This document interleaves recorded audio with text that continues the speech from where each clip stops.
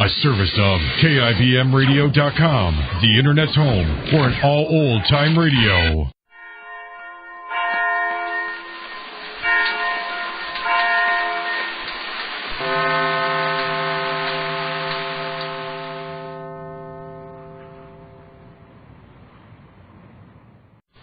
Evening, everyone. You are now listening to WLS, the voice of Prairie Farmer, America's oldest farm paper, Chicago. The Johnson Wax Program.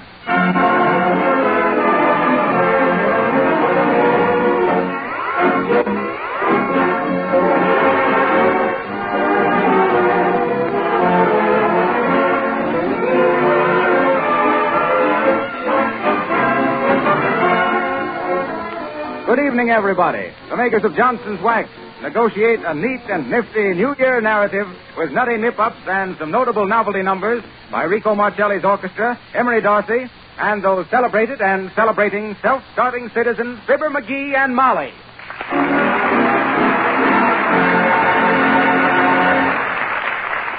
While we're on our way to 79 Wistful Vista, Marcelli and his men issue a syncopated admonition. Old lady, be good. Wrap it up, Rico.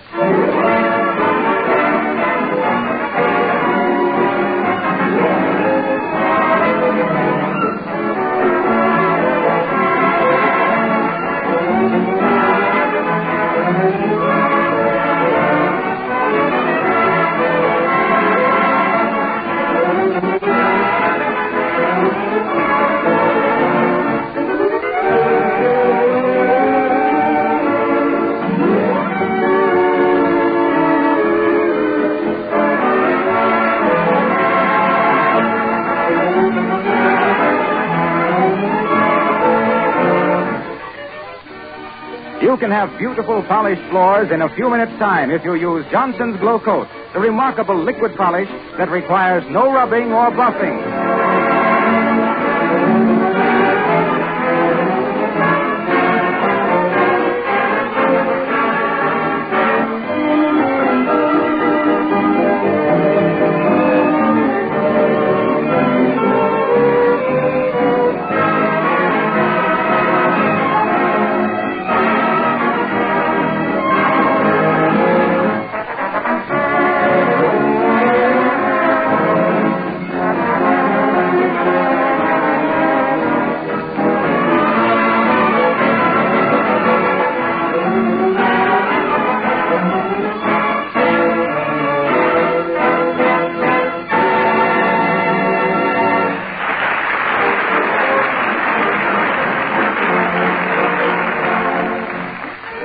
It looks as though Fibber and Molly are getting all set for a big evening. Here's Molly in her purple velvet, and Fibber in his tuxedo. Well, in part of his tuxedo.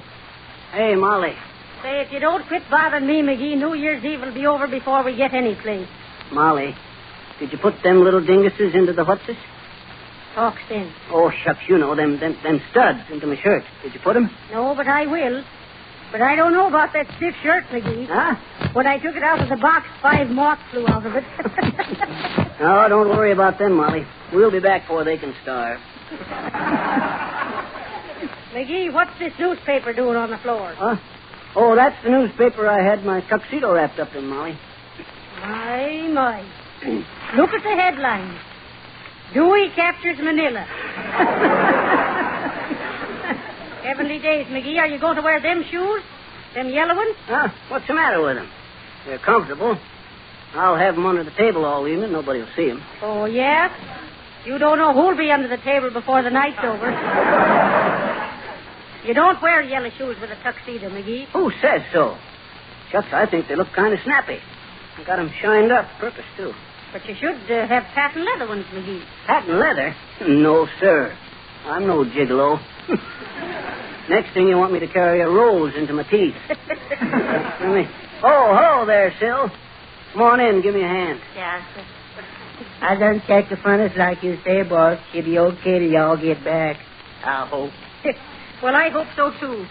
Put the studs in McGee's shirt there, silly. What? Stick the studs in the shirt, Sil. Yes, sir. Where is it? In the little box there. Now, if you two will... McGee. Huh? What's the matter, Molly? Look at them pants. They got more wrinkles than Rockefeller. Well, shucks. They'll be okay after I wear them a while. Anyway, they look kind of like them little pleats that all the fellers is wearing. Wrinkles is wrinkles, McGee. Now listen. The iron is all attached in the kitchen and the ironing board is up. Let Silly go and press them pants. Yes, ma'am, I can do that. All right. No. You stay here and get that shirt fixed, Phil. And say, you ain't putting the right studs in the right holes. You got the cuff button in the front and the collar button. Here, watch me. You hold the shirt like this here, see? Take the stud in the right hand like this. Stick the point in the buttonhole. Press down. Dad dread it. Well, anyway, that's the way you do it. I get it, boss. Take a little shirt like this. Take a little stud in here. That's it. Push down and rip a little hole like this. Dad dread it, still tearing the shirt ain't part of it. For heaven's sakes, go do your pressing, McGee. I'll show Silly how to fix the shirt if there's anything left of it. Okay. But I'll make a valley out of that boy yet. Hey, Sil. What? When I lift my foot, yank the pants off. Yes, sir. Now, easy now.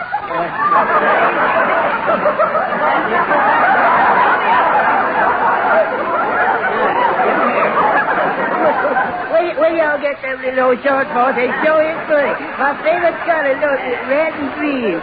That's right. Yes. I think they're kind of nifty myself. Yes, boy. it is. Is the iron hot, Molly? Well, it should be, McGee. I just got through with it. Okay. Probably cold by now. Ouch! Nope. It's okay. Now, let's see. Left leg first for luck. Oh, don't never worry about the wrinkles in your pants, 'cause anyway, you figure they're better than ants with a hook skinny wawa and a high there, babe. Oh, now, who took it? Shucks. I'm coming. We don't want no magazine. Oh, hello there, Geraldine. Oh, excuse me, Mr. McGee. Well. I just ran over to return this book to Mrs. McGee. Well. It's instructions for knitting. You know, knit one, purl two. I told Gerald you need all your whips to do it right, and he says, yes, knit whips. Knit whips. Isn't that just too perfectly fantastic? I mean, isn't it really? Yeah, but Molly... I told Gerald I was going to knit him a sweater, and he said he was just yarning for one. Yarning for one. Isn't that repulsive? I mean, isn't it really? Yes. Oh, Gerald says it's swift as things, Mr. McGee. I mean, he does really. Yeah, but if you don't mind, Geraldine... Oh, you go right on with your pressing, Mr. McGee. I don't mind a bit, really. Yeah. I'm always telling Gerald to try and iron his own trousers, but he says no, he doesn't want to set a precedent. Precedent? Isn't that just too compulsive? I mean, is it really? Kinda. But don't let me interrupt you, Mr. McGee. I see you pressing your tuxedo trousers. Yeah. I bet you're going out to a brawl. Well. Well, I simply can't get Gerald to go out. Well. He says the party's either too dry and the humor's all wet, or the party's all wet and the humor is too dry. Imagine? Yeah. He says the only reason men wear wing collars is so their throats can see what's being poured into them. Gerald says the only way to keep your spirits up is to pour them down. Isn't that simply ghastly? Yeah, but if... Well, I'll just put this book on the table here, Mrs. Oh, McGee. all right. You thank Mrs. McGee for me. Yeah, I'll do that. Now, don't you spill any bacon and eggs on your soup and fish. No. Well, I simply must go now. Well, I'm that's sorry. one time I caught you with your pants on the ironing board. Diddle, diddle, diddle.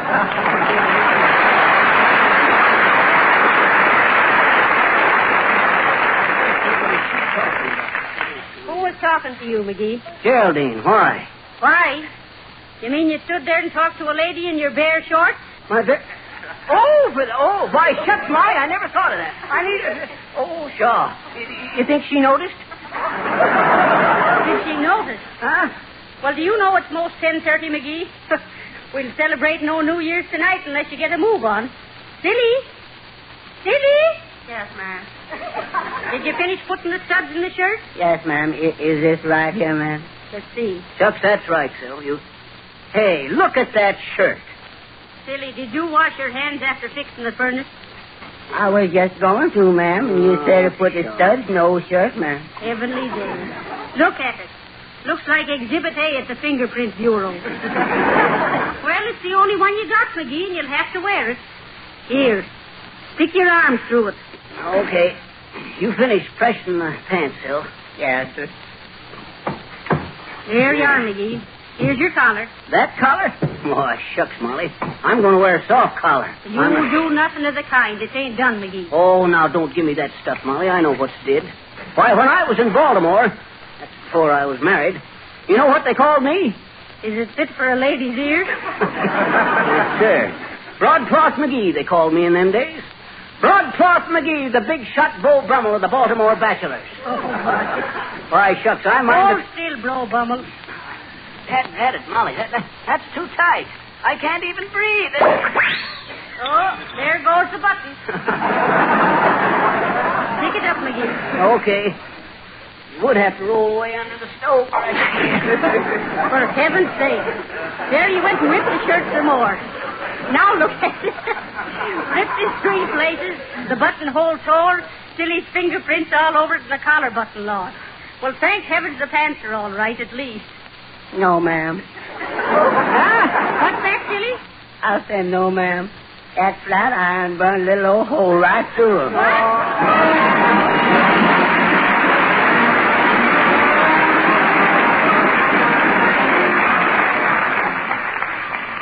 You really save yourself hours of work when you start using Johnson's Glow Coat on your floors and linoleum. In the first place, this remarkable liquid polish is easily applied with a soft cloth or the long-handled Glow Coat applier. You don't have to do any rubbing or buffing, for Glow Coat shines as it dries without help from you. Once your linoleum is protected with a gleaming polish, you can keep it clean with a dry floor duster instead of a scrub brush. Dust can be whisked right off the shining Glow Coat surface. Soil spots are easily wiped away. Avoid sticky, cheap polishes that become smeary and collect dust. Johnson's Glow Coat sheds dust and dirt and gives a longer-wearing polish. And now, folks, here's Audrey Call with her violin in her own special arrangement of When Day is Done. Audrey Call.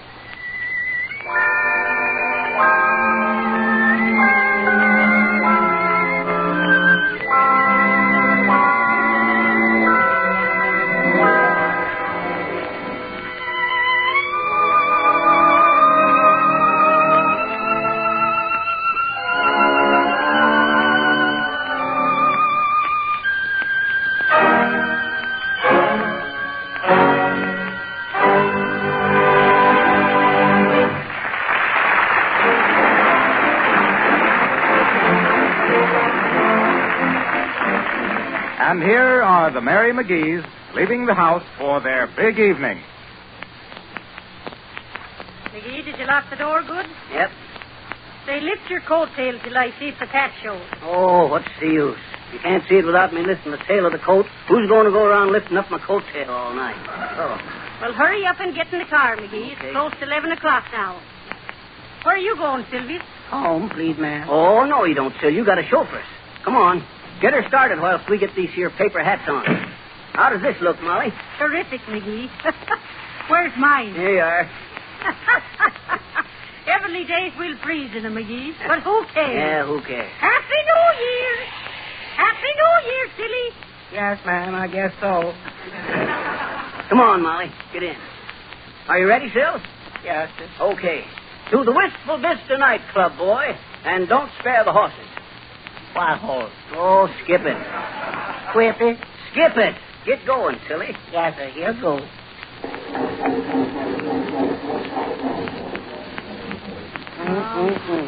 Battery dead, boss. What say, Sil? I said that little battery dead, boss. Oh, dear. But here come the little taxi cab, boss. Maybe he give us a push. Hey there, Yoo-hoo, cabby. mister! Hey, cabby. Yoo-hoo, Mr. Taxi Cabman. Will you give us a push to get started? He gonna do it, boss. Hi there, brother. Happy New Year. Will you give us a push with the taxi cab? Sure, but this is a waxy cab, a Johnson's waxy cab. And you can place this in those paper hats, friends. Protect that car finish of yours from snow, sleet, and cold weather with a hard coat of Johnson's Auto Wax. Why, it's so easy to apply you can do the job yourself. Or you can have it done at your garage or waxing station. Now, don't forget, Johnson's Auto Cleaner and Johnson's Auto Wax. What are you doing running that taxi cab, Harpo? Isn't it expensive to run such a big car, Mr. Wilcox? You used to drive a little one, didn't you? Sure, but being a Johnson salesman, I found I could save up to 1/3 with the large size can. Get it?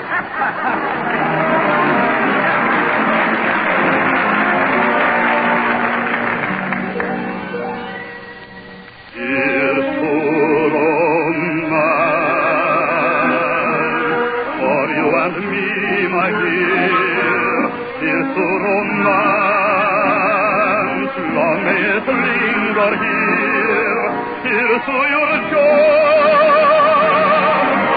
your eyes that shine, here to your lips divine, long may they cling to mine.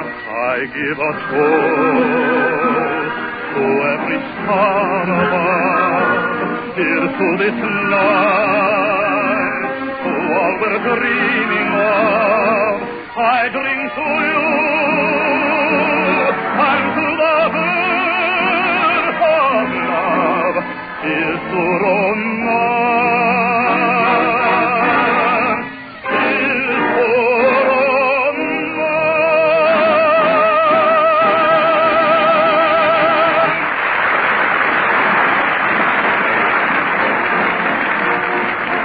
That was Emery Darcy singing Here's to Romance. And now back to the McGees. They're off at last, whooping it up toward the Wistful Vista nightclub, where they plan to see the old year out and the new year in. Listen. Step on it, Sil. Whoopee! Yoo-hoo, officer. Happy New Year. horse fellas. You hear that, McGee? Oh, shucks. He done gave you the wrong answer, ma'am. He should have said the same to you, ma'am. Shucks, we ain't got the right response yet tonight. Bunch of dad-ratted sourpusses, if you ask me. Oh, Happy New Year there, neighbor. Did you see the dirty look, McGee? Oh, shucks, what do we care? I'm going to enjoy this evening if it kills me. Whoopee! Hail, hail, the gang's all here. What's the... Oh, good evening, ma'am. Happy New Year, ma'am. Happy New Year to you, ma'am. Why not? The dad-ratted town's gone Republican. Come on, silly, step on it. Well, at least they'll have the right spirits at the nightclub. Here he is, ma'am, right here. Okay. Gotta get them brakes fixed.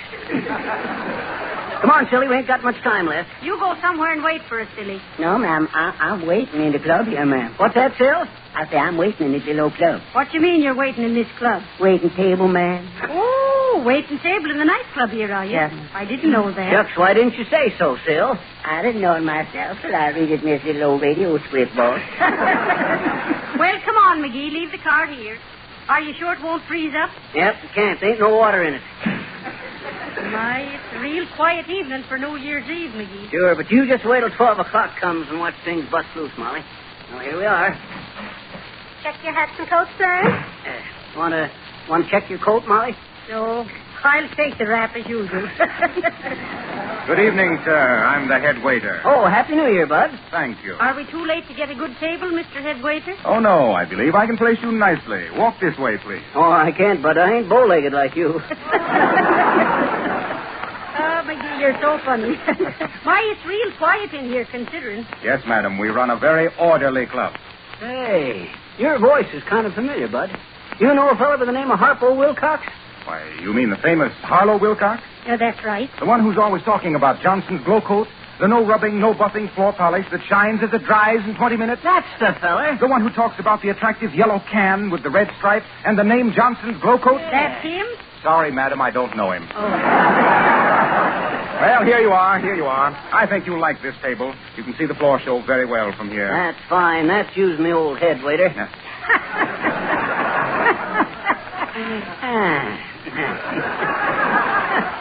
Ain't funny, McGee. Not even the Johnson salesman laughed at that. Say, where is everybody? Everybody, sir. That's what I says. You ain't got much time left to fill up the place. Oh, there will be latecomers all evening, sir. Oh. Do you wish to retain the paper hat, madam and sir? Well, shucks, why not, Bud? What's the celebration without getting dressed up for it? Send the waiter over here, will you? Certainly, right away. Waiter, table number 12. Let me take that horn, McGee. Okay. I'll wake this bunch up. Whoopee! Happy New Year! Look at them, McGee. Just a bunch of dead pans. They'll liven up, Molly. I always says... Call for the waiter, boss. Oh, hello there, Sil. You wait table here often? Yes, sir. How much you get? McGee, it's none of your business. Oh. You got some good champagne, Sil? Yes, sir. 20-year-old, boss. Oh, no, sir. None of that. We get fresh stuff or we don't order. Yeah, but boss, here's your job. Never mind the salesmanship, Sil. Don't pull that on me. Shucks. When it comes to wines, I knows my apples. Just a wine sap. Yes, sir. That's so. Well, Sil, bring us some fresh champagne and a hamburger apiece. Not for me, McGee. I'll have well, let's see now. What'll I have? You're looking at the wrong side, Molly. The prices is over there. Quiet, McGee. Silly. Yes, ma'am. Bring me a bowl of consomme. Yes, The head of a lettuce and Thousand Islands. French fried potatoes and celery and radishes and olives. A filet mignon and a nice steak. What you going to have, McGee? Looks like he's going to have a fit, ma'am. You sure you want all that stuff, Molly? Why, sure, I'm sure. We're celebrating New Year's Eve, ain't we? Okay, okay. Give me one membership into a club sandwich, sir. Club sandwich, yes, sir. That all, boss? Yes, I ain't as hungry as I was. My, I wish the orchestra'd play. I'd like to dance. Me too, Molly. Shucks, I used to be quite a dancer in my day. Used to run a dancing school over in Lorraine, Ohio. Had classes in tap, acrobatic, ballet, soft shoe, and the old-fashioned waltz. Shucks, some of them fat old gals learning ballet give me quite a laugh. Ballet laughs, I suppose. I shall never forget the time I teamed up with Pasco de Mosco with a challenge buck and wing act playing the Orpheum time. And Gus' son. We was playing the Bijou in Scranton one week when... Say, is that cigarette, gal? I believe I want a cigar to celebrate with. Hey there, sis. You wish for something, sir? Yeah, I want a mild panatella that will... Aren't you the girl that was in the check room? Yeah, I am. A double-less check room gal and cigarette gal. Checks ought to make you wait on table and sing with the orchestra, too. Oh, maybe you think I couldn't do it. I used to be in vaudeville. Is that so? Well, no, isn't that nice? I wonder if you ever met up with my act, sis. I had me a monkey act then. What do you mean then? McGee's Marvelous Mongolian Monkeys they was billed as, sis. Clean entertainment for the whole family. I'm sorry. I don't believe I ever knew him. What did you do on the stage, dearie? Oh, me? Oh, I had one of them double voice acts, you know. High voice and low voice. You did, huh? Well, let's hear it, sis. Sure, do it once. Right. Look. I can use my high voice like this to tell you all about my check room service and these cigars and cigarettes, see? Or... I can use this voice to tell you about Johnson's Glow Coat. If the pattern in your kitchen linoleum looks faded and dull, yet you feel you can't afford a new floor covering, you'll be glad to know that Johnson's Glow Coat will make that linoleum shine like new in a few minutes' time. Why, just spread a little of this remarkable liquid polish lightly over the floor, let it dry for 20 minutes, and see the transformation. A shining polish, easy to keep clean. Your best guarantee of satisfaction is the fact that Glow Coat is a product of the famous Johnson's Wax Laboratories. And then I can go back to this voice to tell you that you can save up to 1/3 by buying Glow Coat in the large size can, see? Simple, isn't it? My, it was wonderful. It's great stuff, sis. Oh, I'd have swore I'd heard that second voice someplace before. Probably while you were monkeying around in vaudeville. Well? I'll be seeing you later, I hope. You know, Molly, I still think there was something funny about that. Oh, forget it, McGee. What time is it? Oh, it's just exactly 11 minutes to 12, Molly. Watch these folks bust loose when the bells start ringing. Oh, look, McGee, the band's going to play. What does the sign say? It says Rico Marcelli and his top hat tornadoes playing I Found a Dream.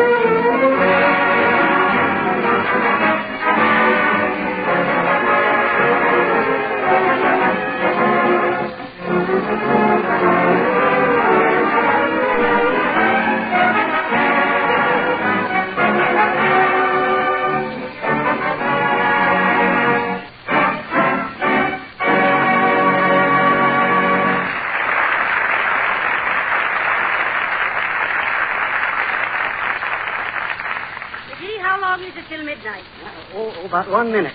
Oh, and here's Sil with the grub. File him anywhere, Sil. Yeah, put plum sandwich here, boss. Get a meat man over there. Coffee, cream, you got butter. Would there anything else, boss? No, I guess that's all for now, Silly, but after things bust loose, you can bring that there champagne. And it won't be long. Hey, look, Molly. What? Look, 12 o'clock. Happy New Year! Happy New Year, everybody! Yippee! Happy New Year! Happy New Year! Get me up on the table, McGee. I'll give him an Irish jig. Okay, up you go, Molly. There. Happy New Year! Hey, look out, Molly. You're going to step in the butter.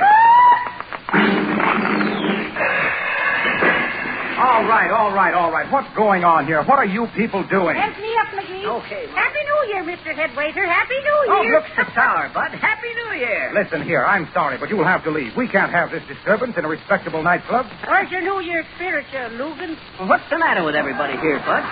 Don't New Year's mean nothing to them? It will when it gets here. What do you mean when it gets here? It's 12 o'clock, ain't it? Yeah, but you're a day early. What? Yes, this is Monday night. New Year's Eve is tomorrow night. Now get out of here. All right.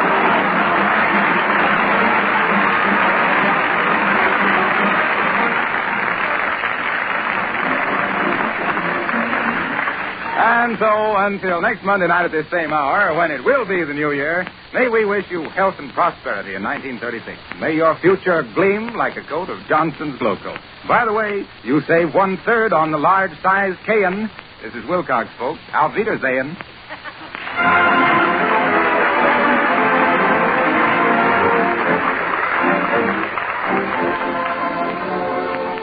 Just one last word of reminder that Rico Marcelli's songwriting contest ends at midnight on Wednesday, January 1st. Owing to the large number of entries, it may be several weeks before the judges are able to select the winner, who will be promptly notified at that time. The winner will receive a $100 cash prize from S.C. Johnson & Son, and the winning song will be published with full royalty rights by Irving Berlin Incorporated and will be featured by Rico Marcelli on one of the future Fibber McGee broadcasts.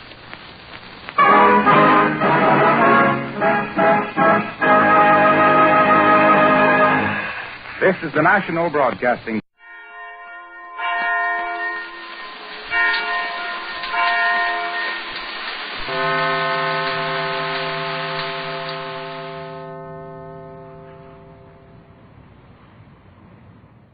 K-E-L-L. Jello program starring Jack Benny with Mary Livingston, Phil Harris, Kenny Baker, and yours truly, Don Wilson. The orchestra opens the program with No Wonder.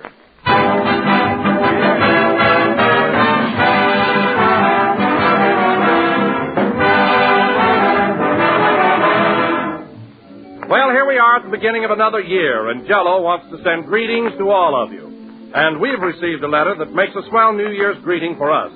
It's from a woman who's been using Jello year in and year out for the past 37 years. She is Mrs. C.C. Brown of Huntington, West Virginia. And listen to what she writes. We bought our first package of Jello in December 1902. We lived in the country then and made few trips to a store, so the Jello was a bit of a luxury, saved for the holiday gathering of kin and friends. Needless to say, Jello made a hit, and we've used it exclusively ever since. When I had my own home, I wanted something special. Nothing so filled the requirements as Jello. In all those 37 years of use, I've never had a package that wasn't perfect, and Jello is a prime favorite with my family. Well, thank you, Mrs. Brown. That's a grand letter to start us off on 1939, and to the rest of you, we'd like to say, if you want to give your family their prime favorite dessert, if you want to enjoy that delicious, extra-rich fruit flavor, look for the big red letters on the box. They spell Jello.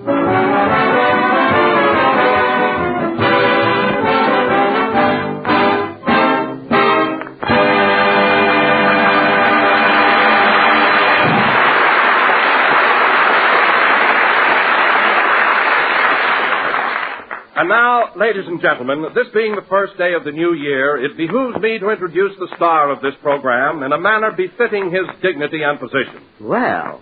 He is a man whose illustrious character and many fine qualities have my sincere admiration. Oh, Don, please. A man whose lovable nature and unselfish devotion to others... Say, Jack. Quiet, Mary. I want to hear this. Go ahead, Don. Whose unselfish devotion to others has endeared him to the hearts of his public. How true. So I bring you none other than that sparkling, scintillating, outstanding personality... That's not me. I'll kill myself. Jack Benny.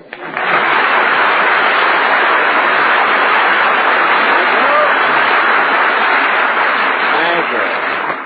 Hello again. This is Jack Benny talking, one of the sweetest guys I've ever met. And, Don, I want to thank you for that beautiful introduction. You know, as a rule, a man has to be dead before he gets such a lovely tribute. Well, I wrote it just before the broadcast while you were lying down. Oh, you didn't expect me to get up, eh? Well, I am pretty tired after last night. Hey, by the way, Don, what did you do New Year's Eve? Did you have any fun? Oh, I had a swell time, Jack. Simply wonderful. That's good. First, I took my wife to a movie, and then we went to the Coconut Grove to celebrate. Well, that was nice. First the picture, and then the Coconut Grove. I suppose you danced a lot. No, my wife left her shoes in the movie. Well, there's nothing like relaxing at the cinema. I often slip my shoes off myself, but I'm getting so absent-minded I'm not going to do it anymore. You're not? No, the other night at Grauman's Chinese, I was clear down to my underwear before the usher stopped me. Oh, it was embarrassing. I can imagine. Well, tell me, Jack, how did you spend New Year's Eve? Any excitement last night? Well, I had a fairly good time, Don. I took Mary to the Wilshire Bowl, you know, where Phil Harris is playing. Oh, you did? Yeah. Say, you had a pretty good time in my place last night, didn't you, Jackson? Yes, I had a nice time, Filson. But as long as it was your place, you might have seen that I got a decent table. What are you talking about? Your table wasn't so far away. It wasn't. I was so far from the bandstand, I couldn't even see the circles under your eyes.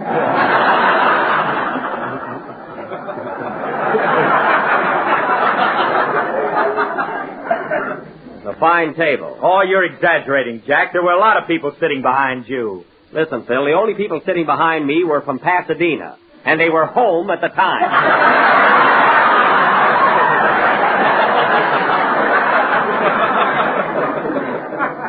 What a New Year's Eve. Well, Jack, maybe Phil couldn't help it. New Year's Eve is a big night, and after all, first come, first serve. That's what burns me up, Don. I was the first one in the place. When I got there so early, the manager asked me to help blow up the balloon.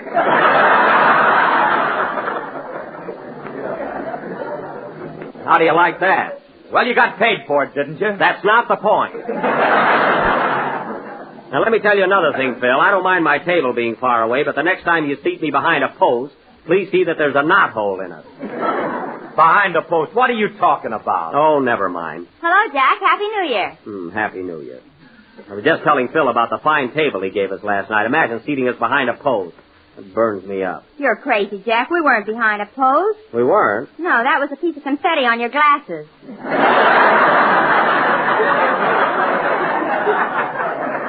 Well, why didn't you tell me? I nearly broke my neck trying to peek around it.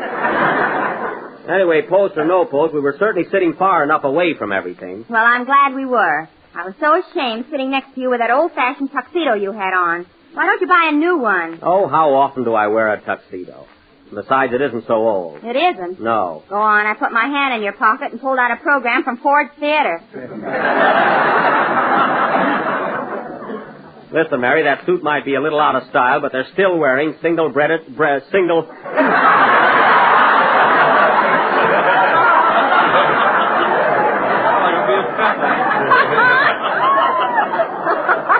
Now, listen, Mary. That suit might be a little out of style, but they're still wearing single-breasted tuxedos. Not with a belt in the back. Well, they're coming back, so don't be so smart. Mary's right, Jack. Oh, she is. Your pants were so tight you had to wear your garters on the outside.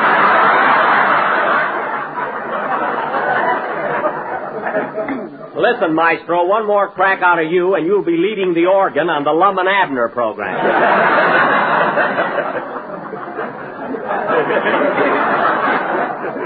And another thing, Phil, the next time I dance by your orchestra, watch your baton. Remember that. Okay, buddy. Buddy, yes. Incidentally, fellas, this being the new year, I was going to give you all a raise in salary, but the way you've been acting today, I'm not going to do it. I'd be satisfied just to get my regular salary on time. Now, wait a minute, Phil. Don't give me that. I put your check in the mail every Monday morning. Well, from now on, don't pin it on a postcard. I don't want people to know what I'm making.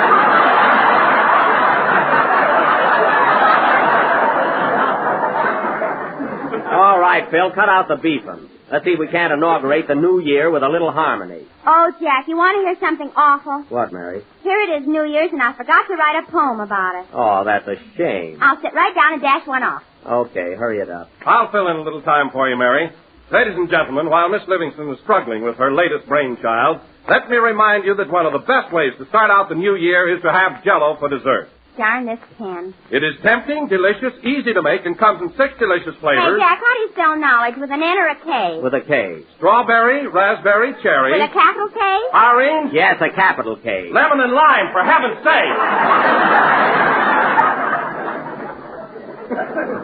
I'm sorry, Don. And now, folks, going from the... All right, Jack, I'm all set. Why, Mary, is your poem finished already? Yeah. Gee, you work faster than George Bernard Shaw. Well, his beard gets in his way. Oh, that's right. What's the title of your poem? Goodbye, 1938. Hello, 1939. Well, that covers everything. Go ahead. Oh, Happy New Year. Happy New Year. Please don't be a sad and blue year. These last 12 months have been sublime. So goodbye, 38. Hello, 39. Well, so far, nobody is screaming. You just wait. Oh. I wonder who this coming year will be our favorite movie star. Will it be Garbo or Sonia Heine? So goodbye, 38. Hello, 39. 90. What has this year in store for us? For thee and thou, and thy and thus. Will Don get fatter? Will Phil be gay? Will Kenny get knowledge with a capital K? I doubt it. I'd like to ask you, if I dare, will Jack continue to lose his hair? Mary. And when it's gone, will it say away? Goodbye, 38. Hello, toupee.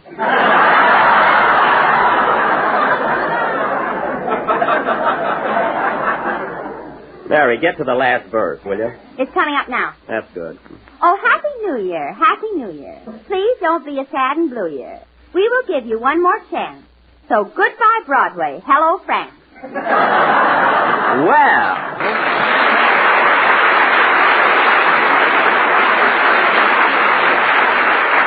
Mary, you finally did it. Hey, Phil, do you think you can follow Mary's poem with a number? I'll try. Okay, hit it, boys. Wait a minute. Come in. Mr. Benny? Yes? Oh, Happy New Year. Happy New Year. To the greatest man I know. And I bring you fondest greetings. There's a wagon. I must go.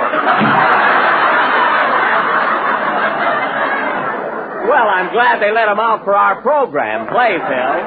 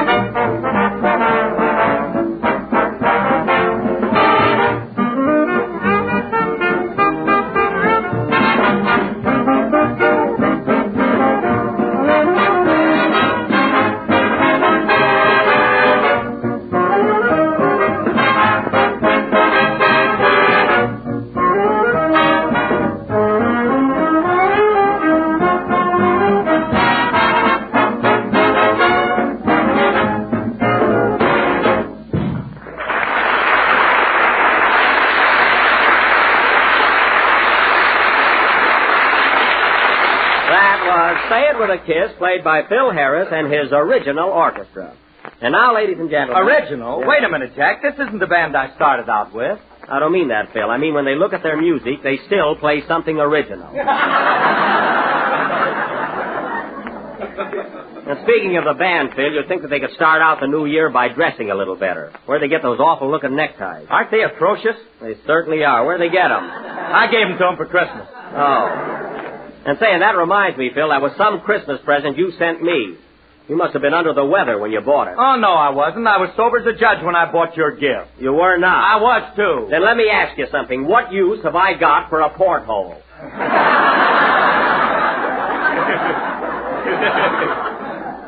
Isn't that a fine present, Mary? A porthole. Well, if your head gets any bigger, you can use it for a monocle. All right, don't make it any worse than it is. Oh, hello, Kenny. Hiya, Jack. Happy New Year.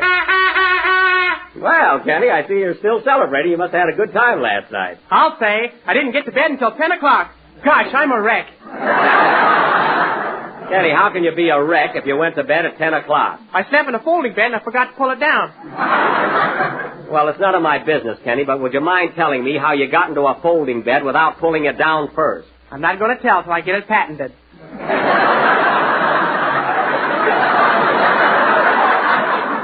Oh, that's right. Guard your secret carefully. And stop blowing that horn. Well, I'm practicing for the Rose Bowl game at Pasadena tomorrow. Say, are you going, Jack? I certainly am. I wouldn't miss it for anything. Hey, Mary, I got a couple of good seats. You want to go with me? No. I went with you last year, and you were the only one in the stand wearing a raccoon coat and a beanie. Well? And the way you were waving that pennant around, I was so embarrassed. Well, what's wrong with waving a pennant? Yours said Waukegan High School on it. All right, you don't have to go with me. I'll take somebody else. You want to go with me, Kenny? Sure, but I'll have to bring my girl along. Well, I don't see how, Kenny. I've only got 2 seats. Well, I'll invite her anyway. Maybe we can lose her in the crowd.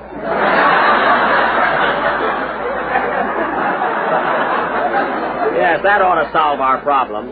Incidentally, I mislaid my ticket somewhere in the house. I hope Rochester finds them. Hey, Jack, who do you pick to win the game, Duke or USC? Well, Phil, I'm a USC man myself, and I think it's a cinch for them to win. Oh, you do, eh? Well, how much do you want to bet? Well, I didn't say anything about betting, Phil. I just told you who was going to win. Well, if you're so sure about it, why don't you want to bet? Because gambling is naughty. And you know it. You mean because you're a scaredy cat? Scaredy cat, listen, Harris, what are the odds on the game? 2-1 on USC. All right, wise guy, I'll bet you 20 cents to a dime, and put up or shut up. Well, what are you stalling for, Harris? He's afraid if he wins, you'll fire him. That's it. I thought you'd welch on it. 20 cents to a dime. Make that $100 to 50 and you got a bet. Don't try to show off, Phil. You had your chance. Now, let's drop it. You know, I don't think Jack wanted to bet at all. Sing. Kenny, your job on this program is to sing. Well, I can have a hobby, can't I?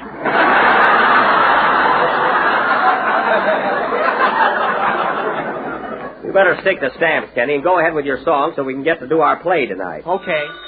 Hold it a minute. That must be Rochester. I asked him to call me. Hello? Hello, Mr. Benny. This is Rochester. Yeah, I was waiting for your call. Did you find my 2 tickets for the Rose Bowl game? No, I look high and low. I can't find them anywhere. Oh, gone it. That's a shame. Well, keep on looking. They might be in the house. They must be in the house someplace. Okay. So long. So long. Say, boss, can I have tomorrow off? I gotta go to a wedding in Pasadena.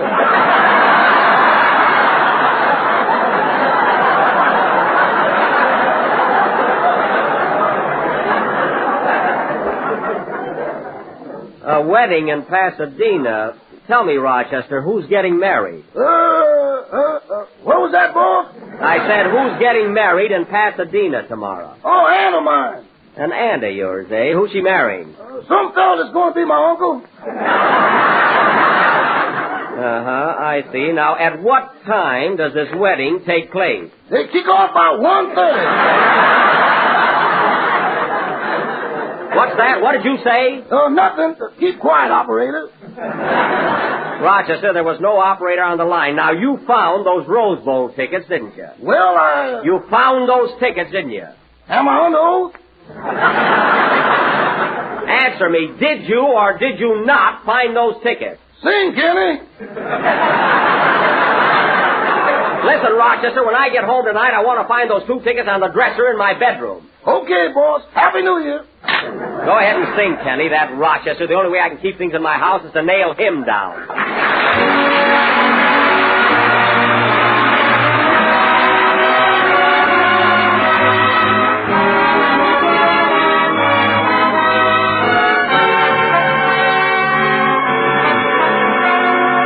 I promise you with heart sincere that I will always love you, dear. That when you need me, I'll be near. I promise you.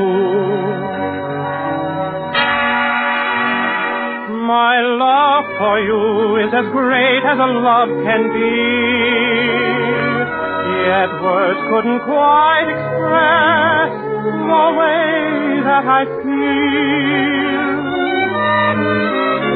And as we stand at the doorway of days to be, I faithfully take an oath on all that concerns us both. I promise you with heart sincere that I will always love you, dear. That when you need me, I'll be near, I promise you. I promise you I'll build a shrine where we can keep our love divine until the very end of time, I promise you. With every dawn that I awaken, I know my chances will increase to keep the vow I've taken, to see that your joys never cease. I promise you your heart will sing in what will seem eternal spring. I'll try to bring you everything I promise you.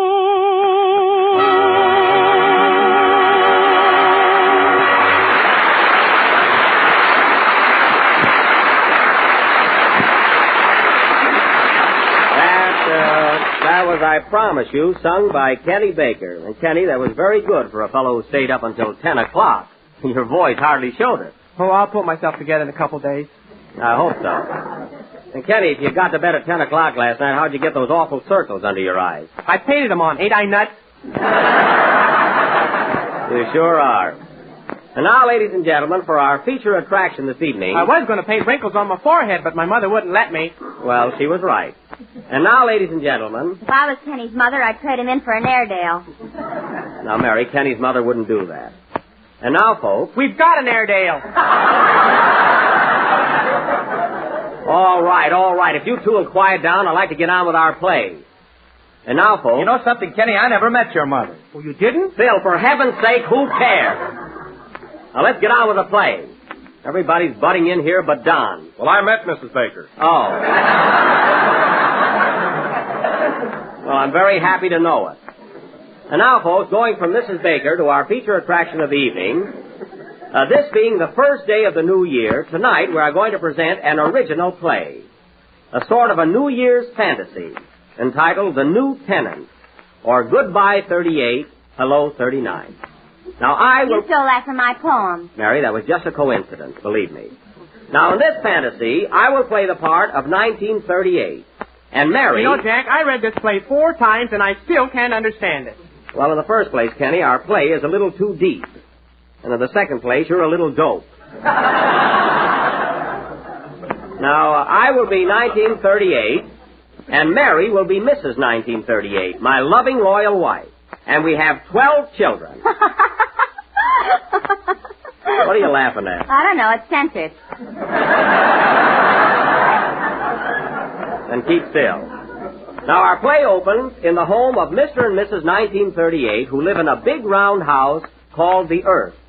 It is almost midnight on December 31st, and their lease is about to expire. Curtain. Music.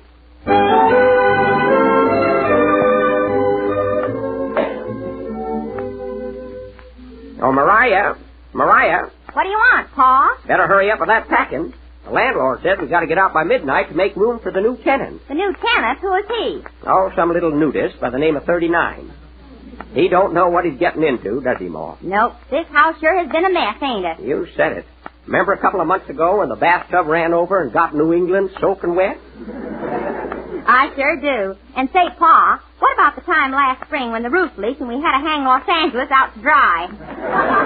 Wasn't that awful? Yep. Hey, Pa, turn on the moon. I can't see what I'm packing here. Okay. Hey, Moon. What do you want, you old fossil? I want some light down here. And quit winking at my wife.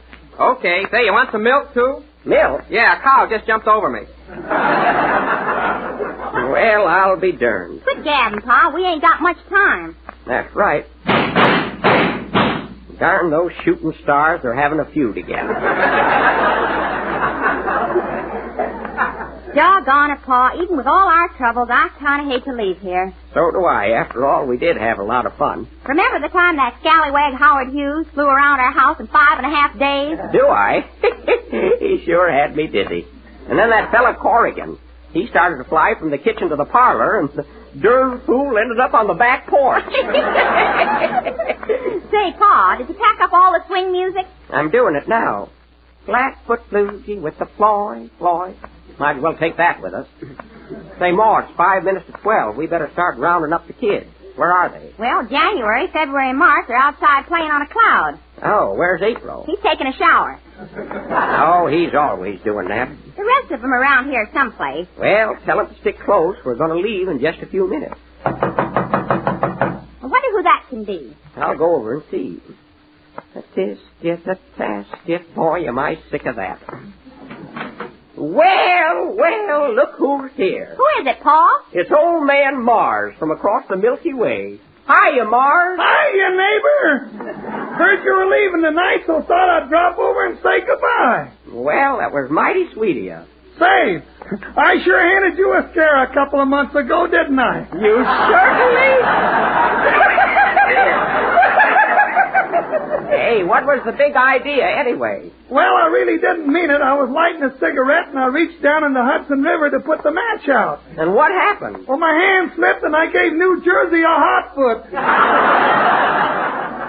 You sure did. Say, Mars, you'll have to excuse me now. It's almost midnight, and I got to be getting out of here. So long. So long. Oh, say, I got my rocket ship outside. Can I give you a lift anywhere? No, thanks. We'll be all right. Say, those rocket ships smoke a lot, don't they? Yeah, the exhaust pipes are bad. I just flew by heaven, and now angels really got dirty faces. Well, if you pass by the other place, give my regards to Fred Allen. So long, Mar. So long.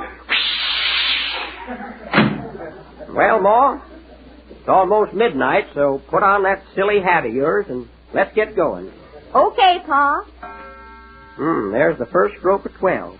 I wonder what's keeping the new tenant. Don't worry, he'll be here.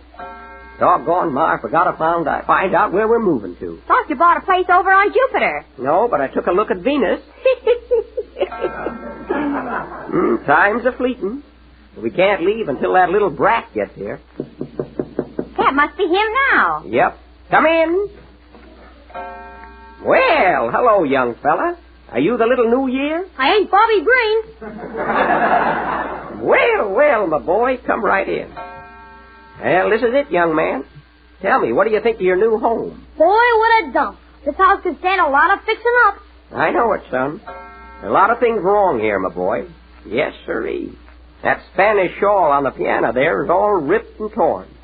Need a lot of mending. And another thing, the china is just about all smashed to pieces. And while I think of it, son, if you see some little lost sheep roaming about, try and find a place for them around the house somewhere. I'll do what I can.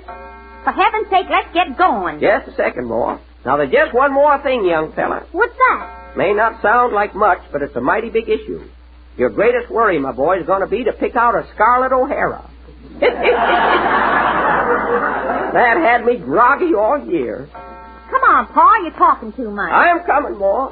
Say, young fella, if you want any Jell-O, you'll find plenty in the pantry. Thanks, old-timer. You're welcome. Happy New Year, young fella. Happy New Year. Come on, Ma, let's go.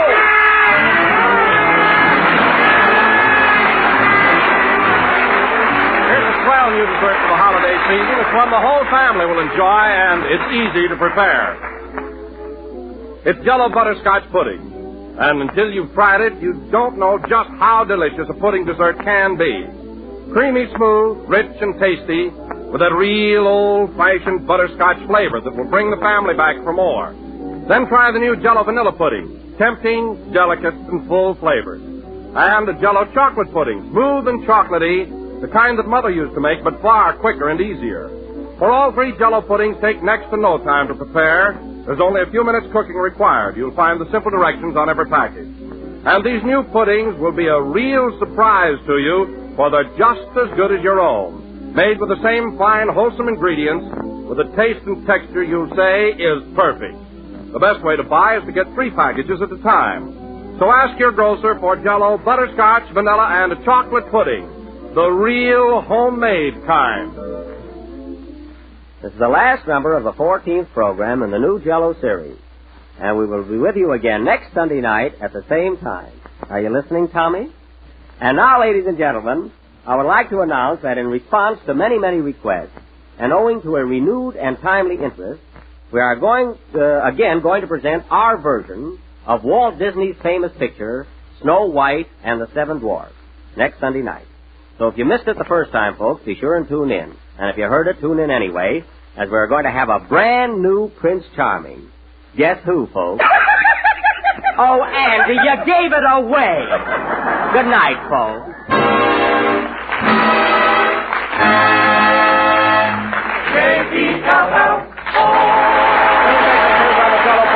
Courtesy of Mervyn LeRoy Productions.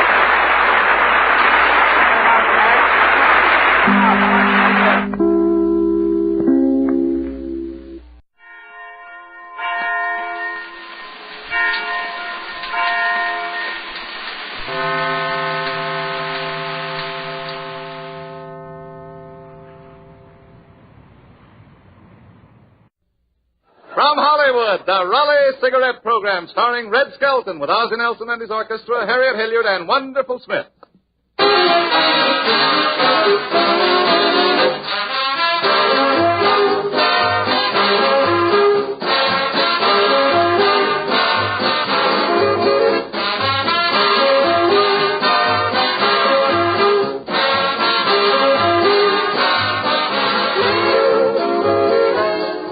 Smokers, start the new year right.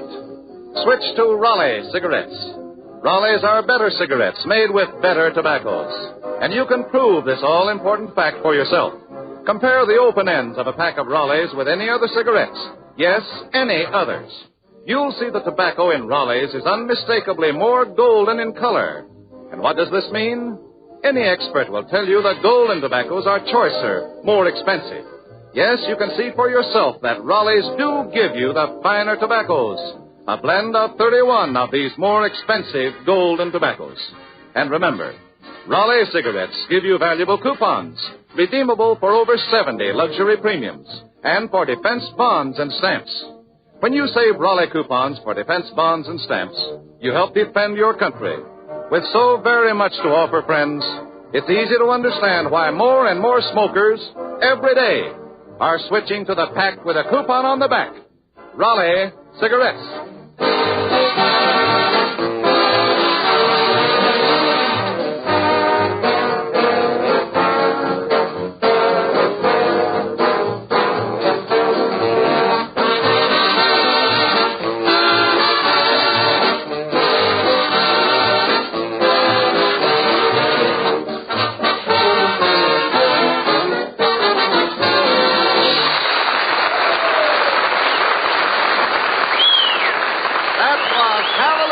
Played by Ozzie Nelson and his orchestra.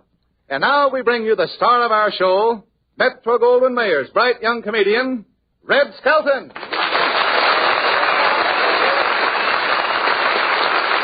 Thank you very much, and good evening, ladies and gentlemen. Say, Truman, I really had a tough time hitchhiking downtown here tonight. Well, how did you get down here? Some soldiers gave me a ride. Yeah, I creeped in a Jeep with a Fighting 69th.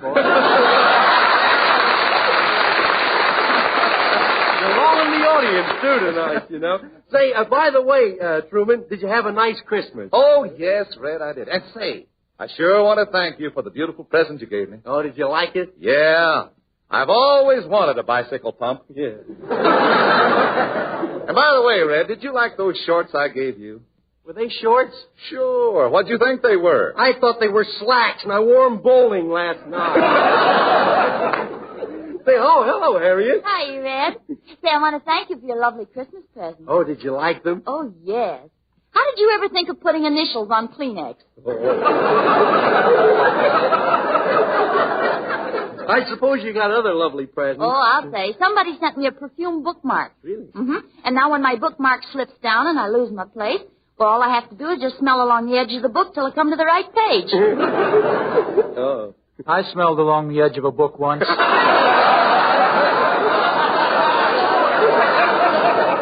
You did, Ozzie?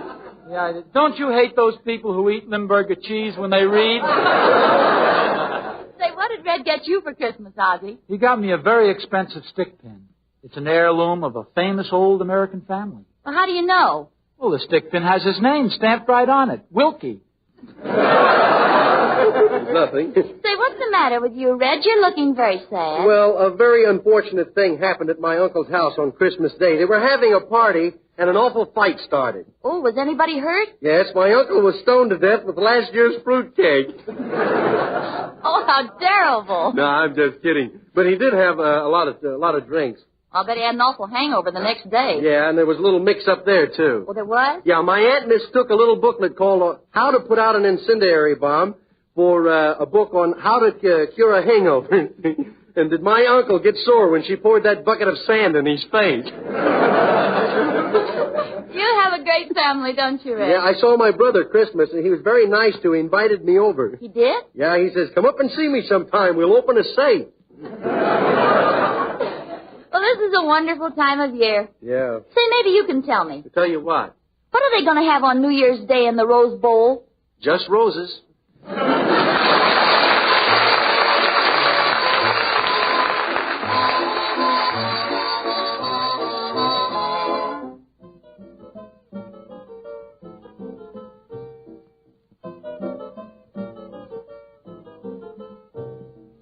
Johnny McCarthy loved Rosie O'Day. She was the prettiest thing. And every night in his sweet Irish way, under her window he'd sing, Rose O'Day, Rose O'Day.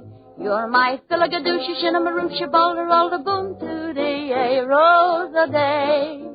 Rose O'Day. You're my Philagadooshie, Shinnamarooshie, Boulder, Alder, Boom, Tootie, You're daring, you're darling, you're lovely. That's what I mean when I say Rose O'Day, Rose O'Day. You're my Philagadooshie, Shinnamarooshie, Boulder, Alder, Boom, Tootie, Boom, Tootie, Boom, Tootie, Boom, Tootie,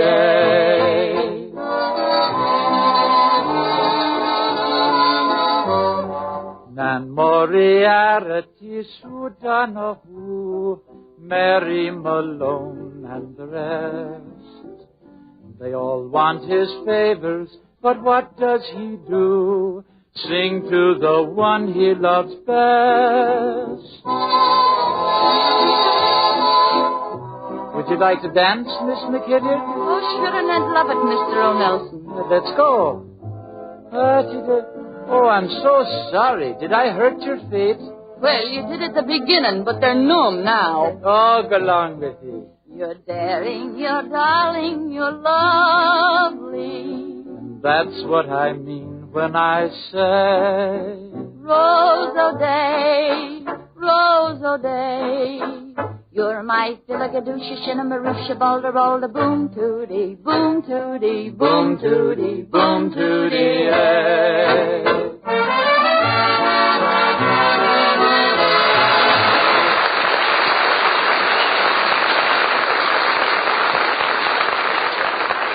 That was Rose O'Day, my sung by Harriet Hilliard and Ozzie Nelson. Ah, sure, and Harriet, I wish I could have had a picture of you singing that beautiful song. Oh, I should have brought my camera along. Oh, have you got the camera bug, too? What do you mean? Well, you know, there's different types of photographers. Didn't you ever notice how different people have their pictures made? Nope, Red, I haven't paid much attention. Well, to start off with, we have a couple that goes to Coney Island and stops in those galleries along the boardwalk to have their picture taken. Harriet, you be Bim, and I'll be Bo. Hey, Bo, let's buy some cotton candy, huh? Yeah, you get it. I don't want any. Why, don't you like it? Yeah, I ate some cotton candy once. I ate it, and I ate it. And when I got home, half of me underwear was missing. Oh, look. Hey, what do you say? Let's take a ride through the Tunnel of Love, huh? Nah, you ain't gonna get me in a tunnel of love again. Nah, why not? You always want a neck. Well, that's what it's for. Ah, you're thinking of a Davenport. Oh, yeah. Hot dogs, get your hot dog free, it's free. Yeah, what's free, Bub? A bun with every hot dog. Oh, look at Bo, picture gallery. Yeah, do you want to have your picture taken? Step right in, folks. 3 poses for a dame. That's a pretty girl. Yeah, how about me? Vice versa. Yeah. Come on, let me take your picture. And if they come out good, I'll send them to California. To my friend, the big director, Lloyd Steak. You mean Lloyd Bacon? Look, you eat what you like, and I'll eat what I like. Oh, come on, Bo. Let him take a picture. Okay. Come on, we'll pose right here. Hey, what you hiding under that black cloth for, huh? I want to see how you look through the lens. Now I'll put the plate in. Yeah, I didn't think them was your teeth. Oh, boy, you're a killer. Too bad I don't have a lampshade for you to put on. Yeah, I guess you got a sense of humor, huh? You heard of Fibber, McGee, and Bill Thompson? Yeah. That's me all over. That's you all over. Yeah. Hey, what's that long tube with a bulb on the end of it? Listen, wise guy, you squirt water in me face. And I'll hit you on the head so hard that you'll have to unbutton your vest to see where you're going. Okay. All right, folks, smile.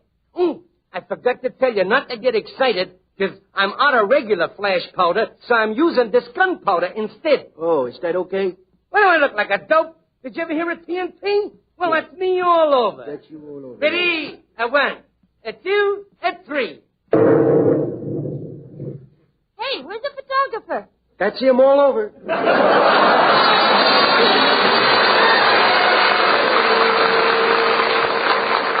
Then we have Clem, the fellow that lives way out in the country. Clem has the only camera in the community, and he's on his way to his girl's house to take more pictures. Well, this is where Daisy June lives. Looks like her old man's home, too. Either that or he's got 2 suits of underwear. I'll just climb through the window. Well, how about that? Broke on both sides. Oh, yoo-hoo, Daisy June, Big Feet is here. Hello, Clem. How are you, Clem? Give me a great big kiss, Clem. Oh, I better not. Your old man's watching me. How do you know? I can see the glint of his eye along the barrel of the gun. Gee, you look pretty today. I sure like that pencil-striped dress you're wearing. It's not a pencil stripe. I tripped on a rake. Hey, do you like my new suit, Daisy June? Some fit, huh? Yeah, are those pants baggy or are you wearing a parachute? Did you shave today, Clem? Yeah, I shave, but there's a shortage in steel for razor blades, you know, so I shave with a broken milk bottle. You did, Clem? Yep, and it was the first time I was ever shaved and pasteurized at the same time. Well, there certainly is a shortage of steel. The government even took away my bustle. You don't say. What they going to use it for, an airplane hangar? Clem, what do you say we sit down here on the Davenport? Okay, what do we do? Just sit here and look at each other, or don't you feel like laughing? Now, let's put some of them pictures that you took in the old family album, huh? Yeah, all right. I've always wanted to see that family album. Well, here's a picture of Aunt Minnie. She's an old maid, but she's crazy about the man. Yes? Yeah, on Christmas Eve, she thought she heard Santa Claus, and she met him halfway up the chimney.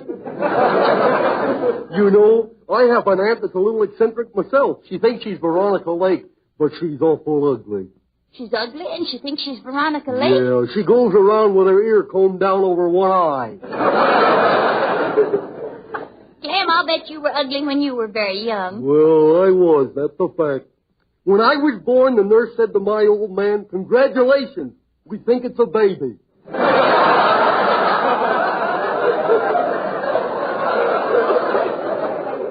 Say, Daisy June, I got some pictures here. What do you say we blow out the lights and develop them, huh? Okay, Clem.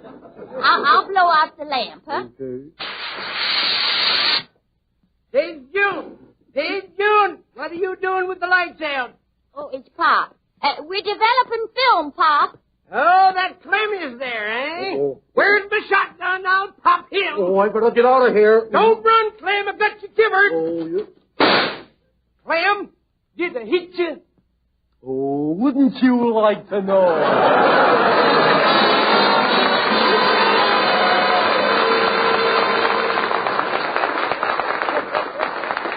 Then we have a lady and her little boy. They're at home. They're at home when a guy comes along with a camera and a pony. So, Harriet, how do you like that? Harriet, you be my mother, and I'll be the little boy. Junior, what are you doing now? I is shaving, and I is using Pop's electric razor. Oh, don't be silly. What have you got to shave? The living room rug. Oh, Junior. I is a bad boy, ain't I, Mommy? Oh, you certainly are. Sometimes I'm sorry that we paid the doctor. Yeah. Junior, someone's at the door. Yeah, I will put a chair up against the door and see who it is. Now I will peek through the little hole. What do you want? My, what a tall little boy. Is there anyone at home? Yeah, who sent you, Joe? Now, come. Is the lady of the house home? What are you selling? Nothing. What you collecting for? Not a thing. Who you got a warrant for? Nobody. Then you got the wrong house, Bob. Now, look, Sonny. You tell your mother that the pony man is here to take your picture. You got a pony? A real life pony? Oh, yes, and tell your mother you want your picture taken on the pony. Okay. Now, don't go away. I'll be right back. Hey, Mommy. What is it, my little orangutan? Mommy, there's a man at the door with a pony, a real life pony. Well, if it's your father, tell him not to bring his friend in the house. It ain't Pop, Mom. It's a man with a pony, and he wants to take my picture. Well, tell him I'm washing dishes. Tell him I'm sweeping the floor. Tell him I'm in the bathtub. You sure is busy, ain't you, Ma?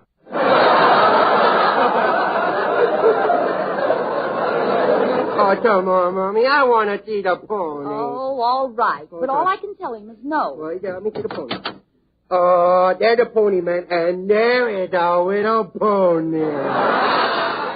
He is the one with the long ears. Junior, get away from that pony. It's all right, Mommy. I just want to pat him on his nose. Ooh, he bit me. I will fix you. Junior, stop biting that pony. Okay, but it's the first meat I've tasted in weeks. Madam, would you like a picture of the child on a pony? I'd like a picture of him on a runaway horse. All right, Junior, now you come right in the house. Come on. Okay. So I got my picture taken. Well, goodbye, pony. Goodbye, mister. I'm awful sorry my family is so cheap. Now, it's not that, Junior. Your father can take your picture on a pony. Yeah, and it'll come out so blurred you can't tell who it is. Now, that can't be helped. That's your father's condition. Yeah, with him, everything's blurred.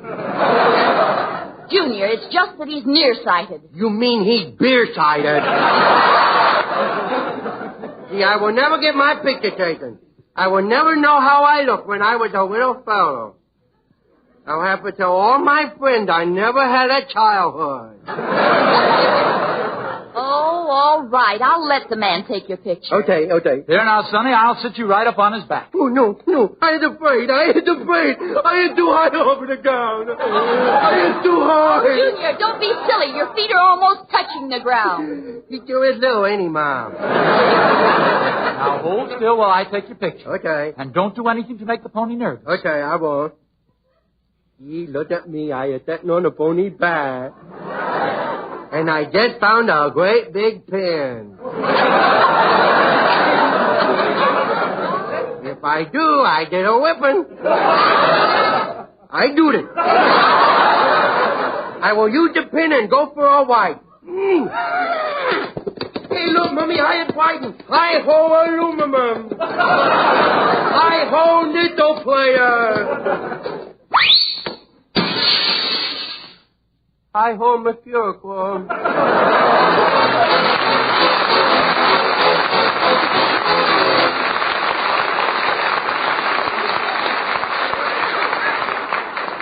Friends, stop me if I'm wrong, but I believe you'd rather have a beautiful bridge table in your living room than an advertising poster reminding you to buy a certain brand of cigarettes.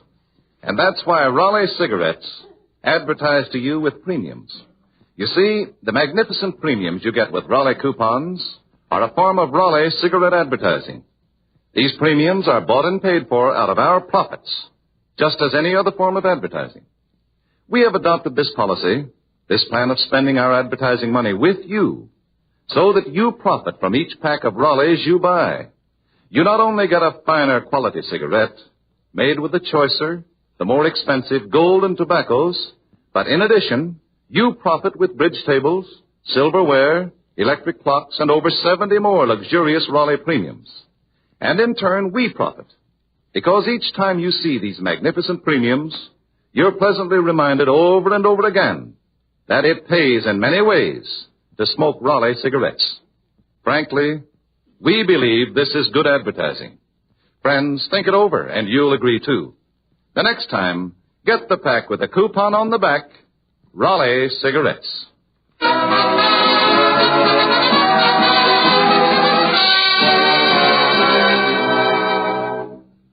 Ladies and gentlemen, in a poll conducted by Motion Picture Daily, Red Skelton was chosen by the radio editors of the United States and Canada as the outstanding new star for 1941. Leon A. Friedman, who represents the Quigley Publications on the coast, is here to present the award. Mr. Friedman. Thank you, Truman. Red, this justly deserved certificate reads as follows. Motion Picture Daily has the honor to present this award of achievement to Red Skelton, selected by the radio editors of the United States and Canada as the outstanding new star of 1941 in fame's annual radio poll. Red, in behalf of our publisher, Martin Quigley, and the radio editors, permit me to congratulate you. May you continue your most excellent work of bringing joy and laughter to a troubled world. Mr. Friedman, I can't begin to tell you how much I appreciate the compliment you've just paid me. I can only say thanks sincerely to your publisher, Mr. Quigley, and to the radio editors of the United States and Canada for having chosen me.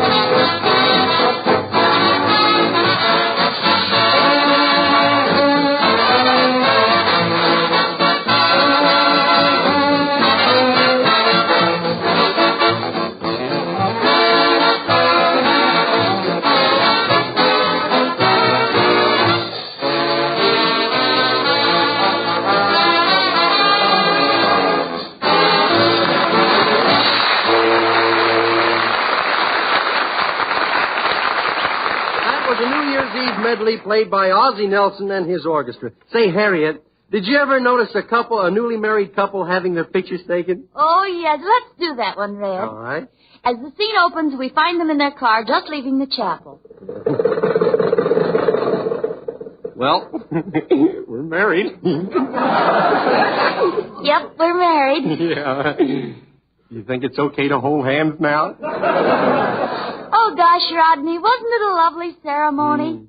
And there were so many people there. Yeah, I guess we got the overflow from Gloria Vanderbilt's wedding. Well, we certainly had a lovely wedding. Yeah. Tell me, did anybody throw any old shoes? No, my head's always been lumpy. Oh, hey, look, there's something in the way. You better blow your horn. No, I'm afraid to blow my horn ever since.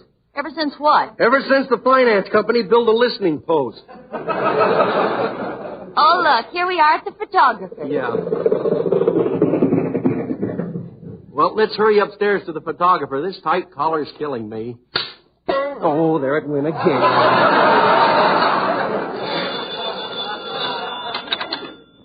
Hello? Rubin Studio. We flash your pan with a flash pan. No, Mr. Rubin can't take your picture today. There's something wrong with this camera. Every time he snaps it, a jab jumps out. Pardon me. Oh, darn that collar. Is the photographer in? He's busy right now. Oh. Newlywed, huh? Yeah. Oh, we were here last night, but your boss was out. Yes, ma'am. At night we listen to the radio. There's nothing I like better than listening to the Skelton program. Oh. Sitting by the fireplace, shooting rubber bands in the fire. Doesn't that smell? You don't notice it with the program on.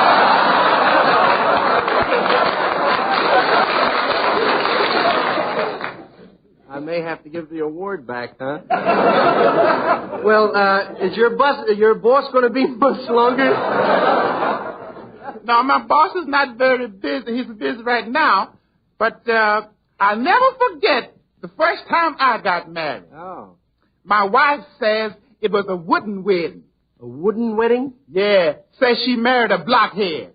Oh, there. Good afternoon. Good afternoon. Just married, I see. Yeah. Yes, we want to have some pictures made. Something in the comedy vein, or did you bring other clothes with you? Are you going to stand there and let that man insult us? You want me to sit down, dear? Well, how would you like to pose, sitting or standing? Well, I want a background that will fit my personality. Oh, really now? You don't want to pose with your head stuck out of a gopher hole, do you? Will you hurry? We want to give our wedding pictures to our friends. That is the dirtiest trick you could pull on anyone. Wonderful. Here, you help take the picture. Take a look. I'll take a look right through the camera here and see how they look. Man, they look like $1 million. Did you ever see $1 million? No, sir. That's what I mean. They look like something I ain't never seen. Tell me, do you think they'll photograph? Well, don't you think he ought to do something about them dark circles under his eyes? Why? His nose looks like it's riding a bicycle. Say, will you hurry up? This is a rented suit, and this collar's choking me to death. Oh, there it goes again. Mr. Rubin, yeah? I think we ought to do something about this double exposure. I think we're going to get a double exposure because I used the same film 4 times. Did they? Well, look, develop it anyway. They're so gaga, they're bound to look good. Well, folks, just a minute and I'll have your picture ready. This is one of them new 30-second developers. There you are. Let's see the picture, please. I won't pay for this, sir. It's a double exposure. What do you mean? Well, she's got 2 heads and I'm sitting on my own lap.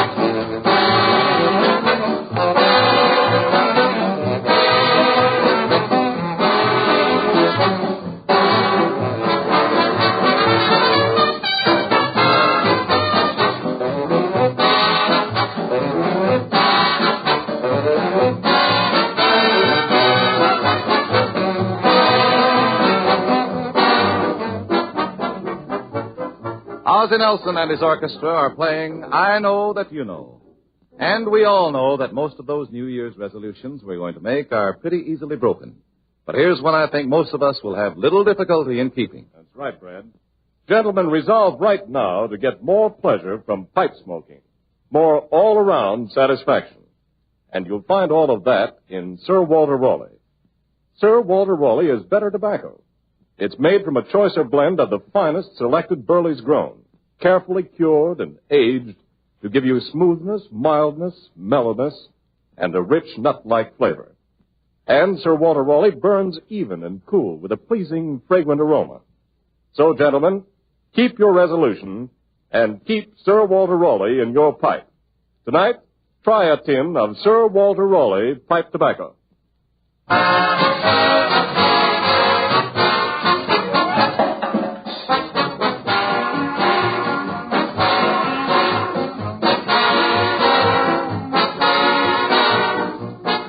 Skelton, with Ozzie Nelson and his orchestra, Harriet Hilliard, Wonderful Smith, and yours truly, Truman Bradley, will all be here again next Tuesday. We hope you'll be listening. Until next Tuesday, then. This is Red Skelton, wishing you all a victorious New Year. And goodbye now, and thanks for listening.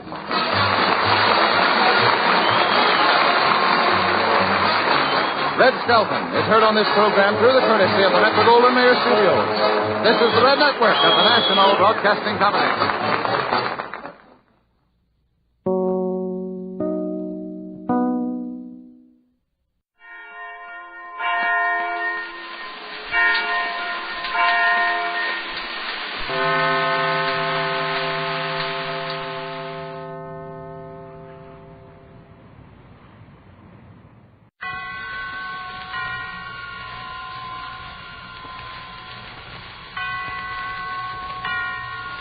Roma Wines present Suspense.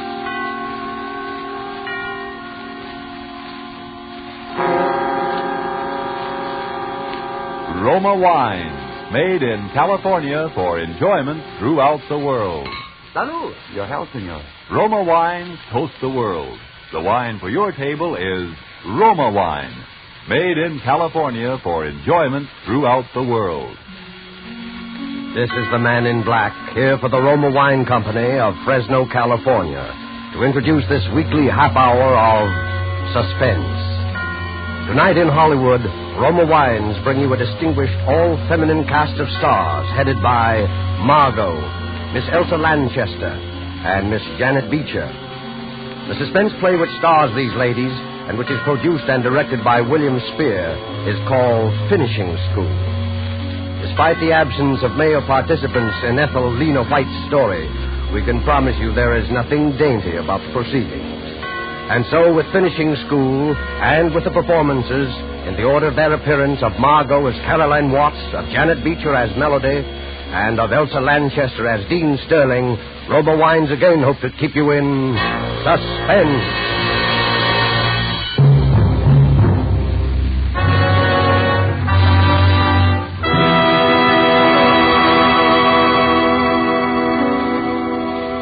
I can see them so vividly now, just as I saw them the very first time.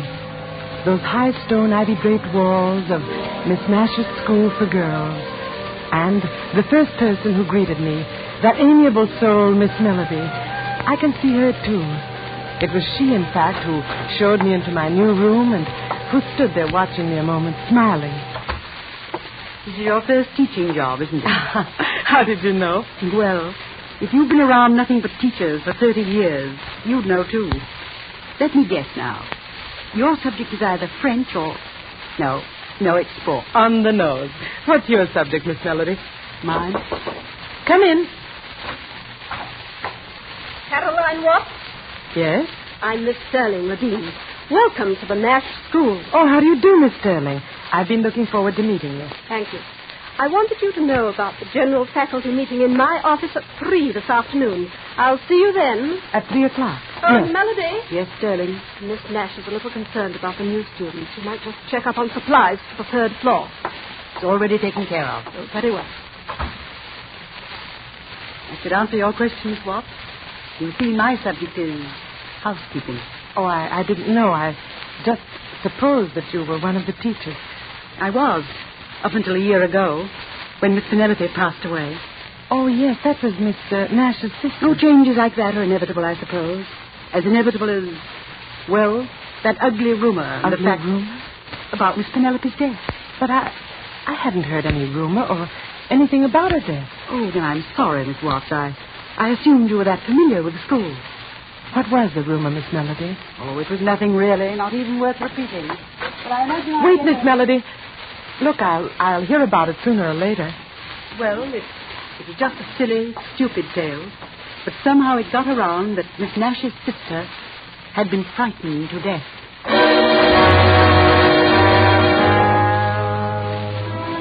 This, then, was Caroline Watts' introduction to the Nash Institution, a place which future events proved to be, with a vengeance, a finishing school.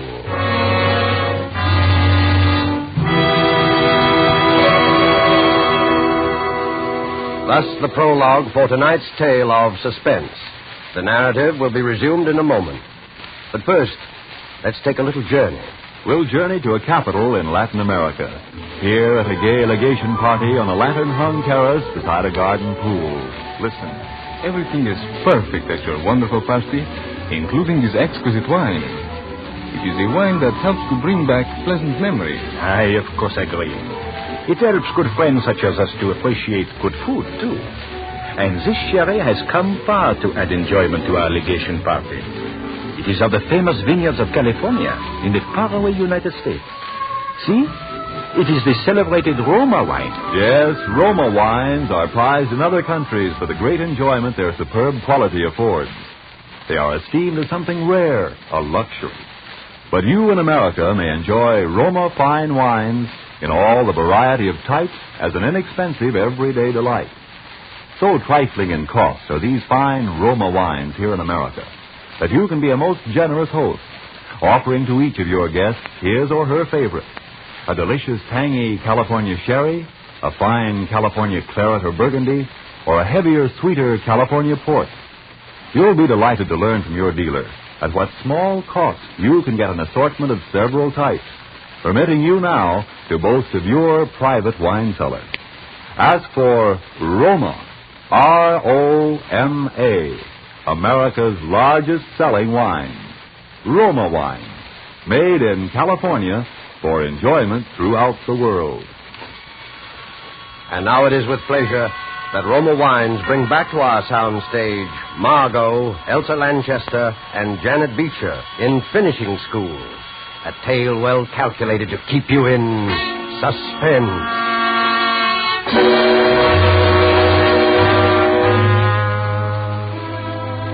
Frightened to death. Miss Nash's sister. Well, if I had known then what I know now, I would have been able to judge with real accuracy the importance of Miss Melody's remark. But the excitement of my first classes left little room for other thoughts. A week or so later, out on the athletic field, one of my students, Flora Nash, the niece of the owner, became quite ill. I sent her to the infirmary, but within 10 minutes she had returned.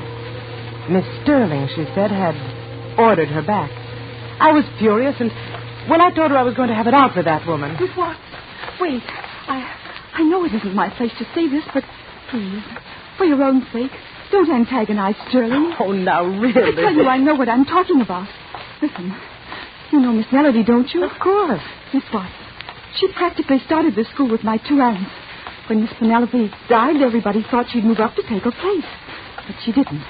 Somehow or other, Sterling saw to it she was left with the job of housekeeper. Miss Watts, don't have any trouble with that woman. Please. Oh, all right, Flora. I'll go see Miss Nash. Oh, no. Why, Flora, Miss Nash is your own aunt. But Sterling would find out. Please, you mustn't. Oh, I never heard such nonsense in all my life. Hurry straight to bed.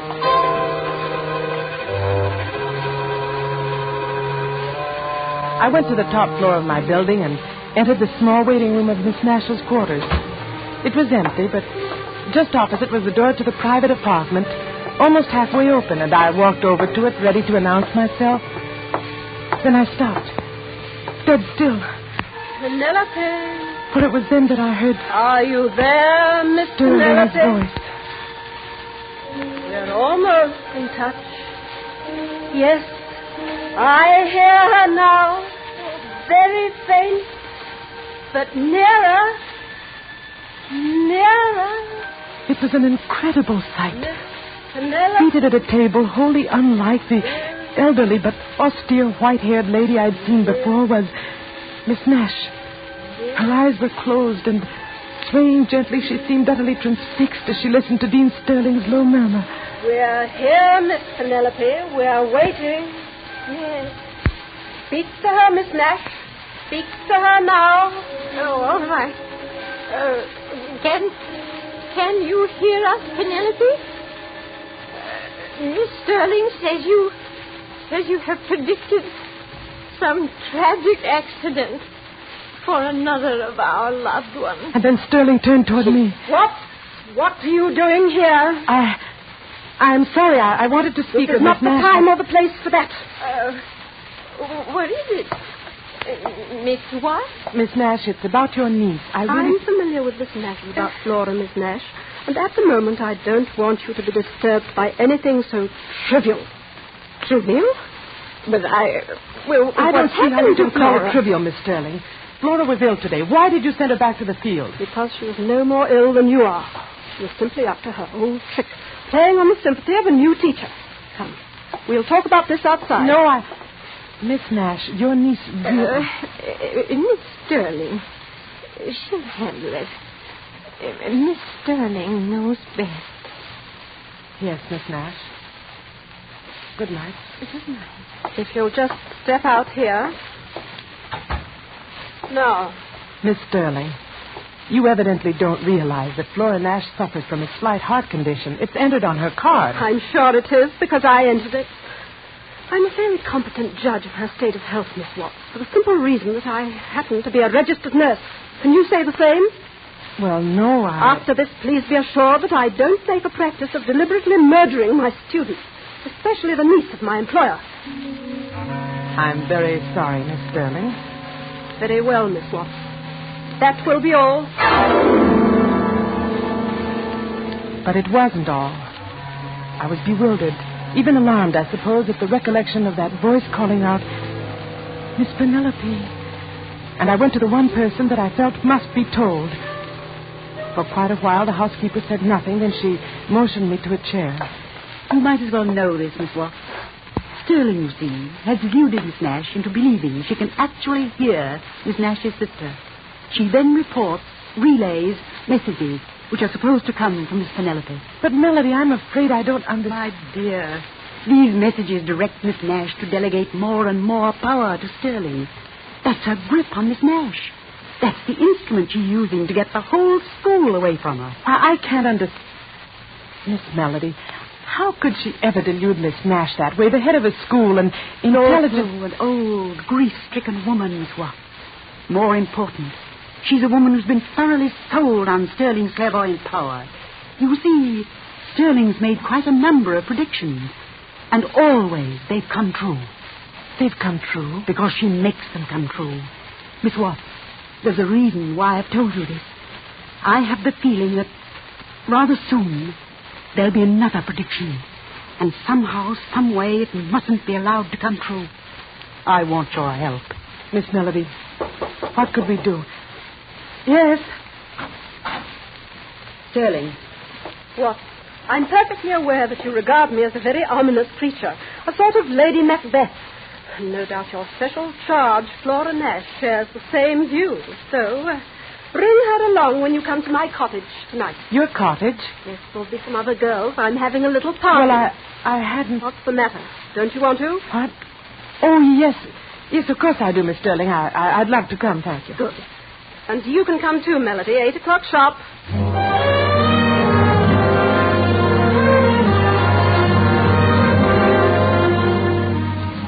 We were prompt, Flora and I, and the sharp tenseness and alertness we carried with us into that cottage vanished almost at once. To my surprise, I discovered that when Sterling chose to be, she was one of the most compellingly charming women in the world. And that night, she chose to be. Flora, since you're the one student in the whole pack of teachers, we'll make you the guest of honor. Now, what would you like to do? Gee, I don't know, Miss Sterling. Anything, I guess.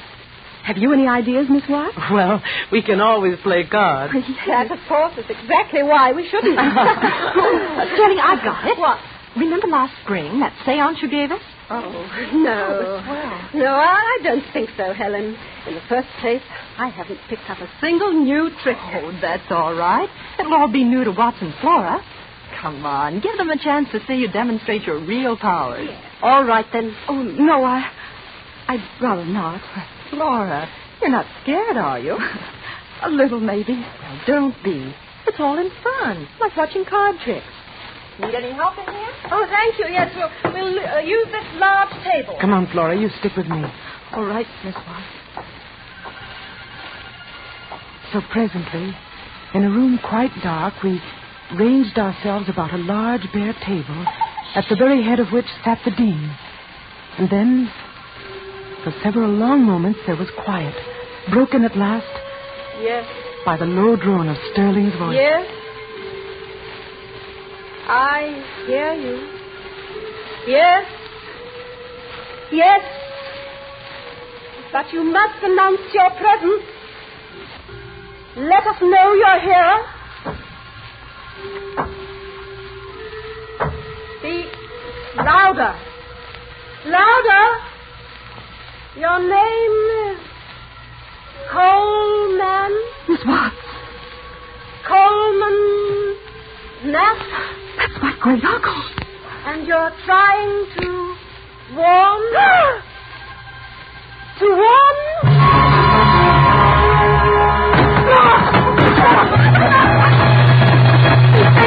She's fainted. Turn on the lights quickly. It's her heart. Get the doctor. Quick, call him somebody. The phone's in the bedroom. And Helen? Yes? I want some digitalis. You'll find it in the medicine chest in the infirmary. Here are the keys and hurry. Hurry. Sterling. Here, what? Here, let's pick her up. We'll put her on the sofa. That's it. Must have been frightened. Yes.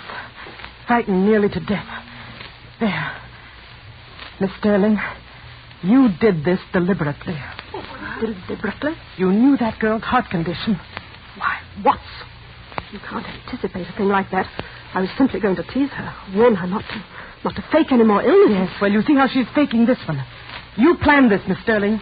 The party, having her here, fighting out her uncle's name. I happen to know her uncle's name. It was a joke, a game. Everybody knows that. A game.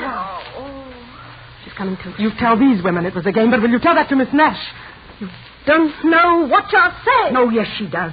You show Miss Nash the proof of another successful prediction. Melody. You'll have her completely at your mercy. Flora's the only remaining heir to the school. The only person who stands in your way. Caroline, don't leave. Oh, it's all right, Flora. I'm only going to get my coat. We'll be right back. Please, don't worry about a thing. Come along, Miss Melody.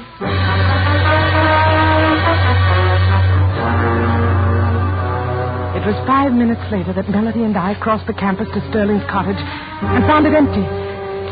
We learned that the doctor had arrived, had prescribed for Flora, and ordered her to the infirmary. Sterling alone was left in charge of the girl. That's where Melody and I found her, directly before Flora's room at the infirmary. We wasted no time. Literally, we pushed her aside and hurried into Flora. Can't you see she's asleep? The doctor gave her something to make her sleep. Is that what this is? What? This bottle on the nightstand. You can see from the label what it is. Digitalis. A heart stimulant, Miss Melody. And not, oddly enough, a deadly poison. The doctor left it here, and it's been given to Flora every 2 hours. Now, will you please be good enough to leave? Yes, I'll leave, but I shan't go far. I expect to stay very close to this girl until she's safely under someone else's care. You're completely mad, aren't you? That's an odd remark, Sterling, coming from you.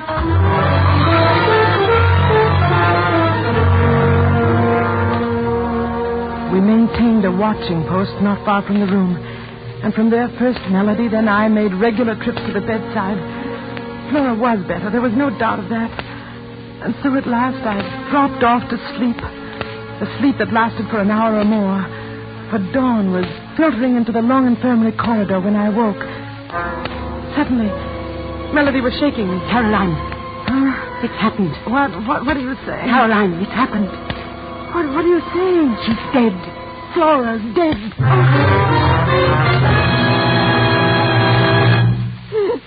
Oh, Sterling, just tell us what happened. It was only a few minutes ago. It was time for her medicine, and I went over to wake her up for it. Her heart, it had just stopped beating. The medicine? The digitalis, you mean? That's right, Melody. Where is it? What? Where is it? Where's the bottle of medicine? Why? All right. It used to be on that nightstand there.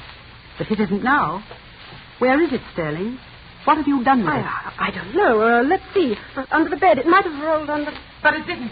Nor under the chest of drawers, either. Perhaps we should look out of the window. Maybe Sterling decided not to give her any medicine at all. Miss Melody, this medicine chest is locked. Locked? Yes, do you happen to know where the key is? One of a housekeeper's major duties. See if this will work, Caroline. Being keeper of the keys. It works. Melody! Miss Nash, look! What is it? It's Sterling's bottle of medicine. Unopened.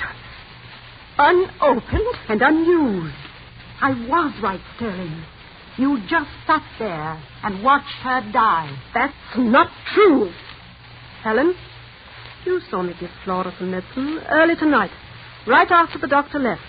Helen, you remember that, don't you? It looked like a different bottle, Sterling. A different bottle, yes. And I can guess what was in it. A sleeping draught. That's what you gave us, Sterling. You knew that even a slight overdose would stop a weakened heart. All right, Sterling. We found one bottle. The one that would have saved Flora's life. Where's the one that took it? You should know that, Melody. What? You should know where that bottle is because you took it out of this room just a little while ago when I was calling Miss Nash. You are insane. What's more, you brought it into this room tonight in one of your countless visits. You bought in a bottle of heavy sleeping draught and exchanged it for digitalis. You were hoping I couldn't tell the difference and that I'd give that to Flora instead of the heart stimulant. And that's what I did. You did it all right, but without any help. Sterling, just how, for example, could I produce a bottle of sleeping draught so exactly like the digitalis that you couldn't tell the difference? You had a whole medicine chest to work with. That's how you did it, and that's how I knew you did it. Helen? Yes, Sterling. I know what you're thinking. It just came to me. Go on. When we were at the cottage, when you sent me over here for the bottle of digitalis. That's it. And there wasn't any. There wasn't any in that chest. Of course not. Sterling didn't put it there until tonight. Well, that's not the point, Melody. She couldn't have put it there at all because she had no way to get into the chest. You see, when Sterling sent me over here, she gave me her keys. Well, I forgot to give them back to her. Here they are. I still have them. In other words, Melody, you were the only one who could have put the digitalis bottle there in the chest. It's very true what you said before. One of a housekeeper's major duties is being keeper of the keys. Miss Melody, that isn't true, is it? Miss Melody, it isn't true. Oh, no, of course it isn't. Don't listen to them, Caroline. No, Caroline, don't listen to us. Listen to Melody. Let her keep drugging you with lies until you see everything she wants you to see. And hear everything she wants you to hear. That's what she did to Flora, you know. She flooded that poor girl's imagination with absolute terror. And then she killed her. I didn't kill her. Why should I? Why would I want to? Why? So you could get Flora out of your way. So you could accuse me of killing her and get me out of your way, too. So you could have a clear path to Miss Nash. Well, Melody, your plan backfired. You're not getting me out of this school. Helen, what? Go phone the police. I'll never leave. Do you hear that? I'll never leave. Never. Oh, yes, you will, Melody. Yes, you will.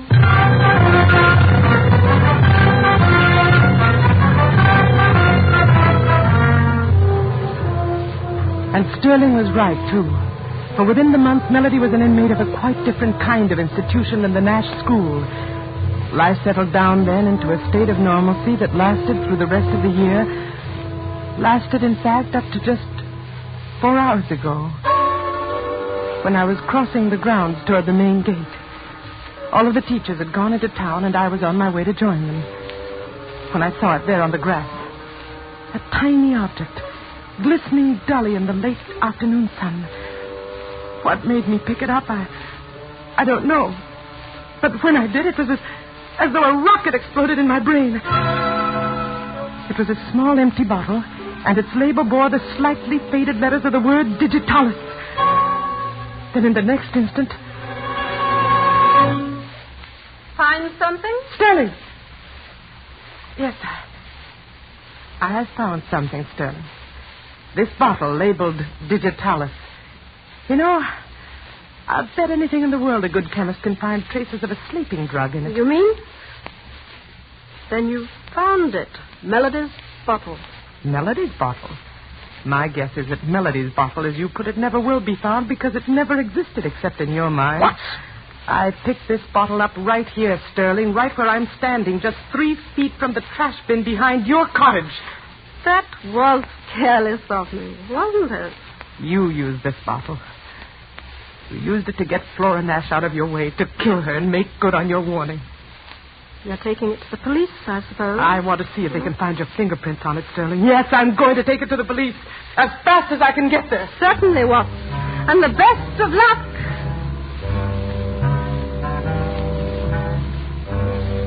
She went on inside her cottage, and I struck out across the grounds for the main gate and the road into town. I reached the gate just in time to hear the school caretaker hang it shut.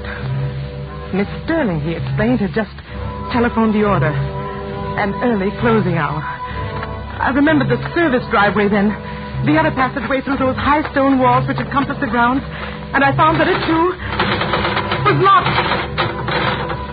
I was a prisoner. And then it was right then that the solution came to me. I should have thought of it before. Miss Nash herself was in those grounds, right on the top floor of my own building.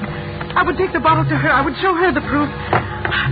I flew up the stairs, down the corridor, entered her small waiting room, and then stopped. Just beyond me, through the open doorway of the darkened suite, was Sterling and Miss Nash. Tragedy. Before this school year ends. That's the warning I hear.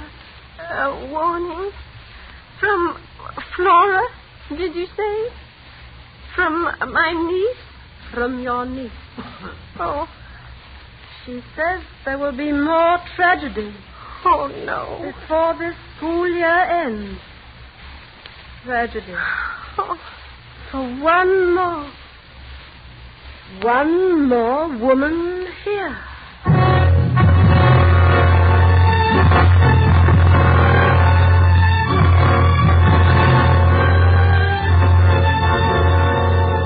My strength left me completely then.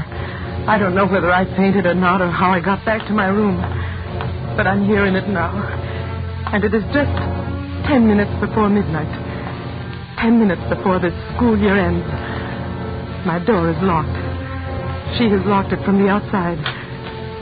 But now that door is going to open. And she's coming in. What? What are you going to do with it? This revolver. I'm going to use it to fulfill a prediction. Please, don't, please. Flora made a prediction to Miss Nash tonight. No. Flora made it through me. You understand that? Flora made it. I heard her. I really heard her saying that there would be one more death before the school year ends. Please. And that prediction is going to come true.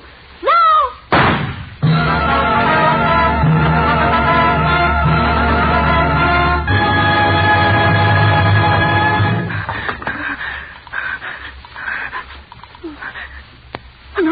Hello.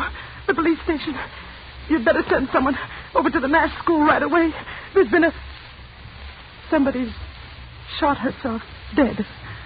And please tell Miss Melody that she'll be out soon. Tell her that Lady Macbeth is gone.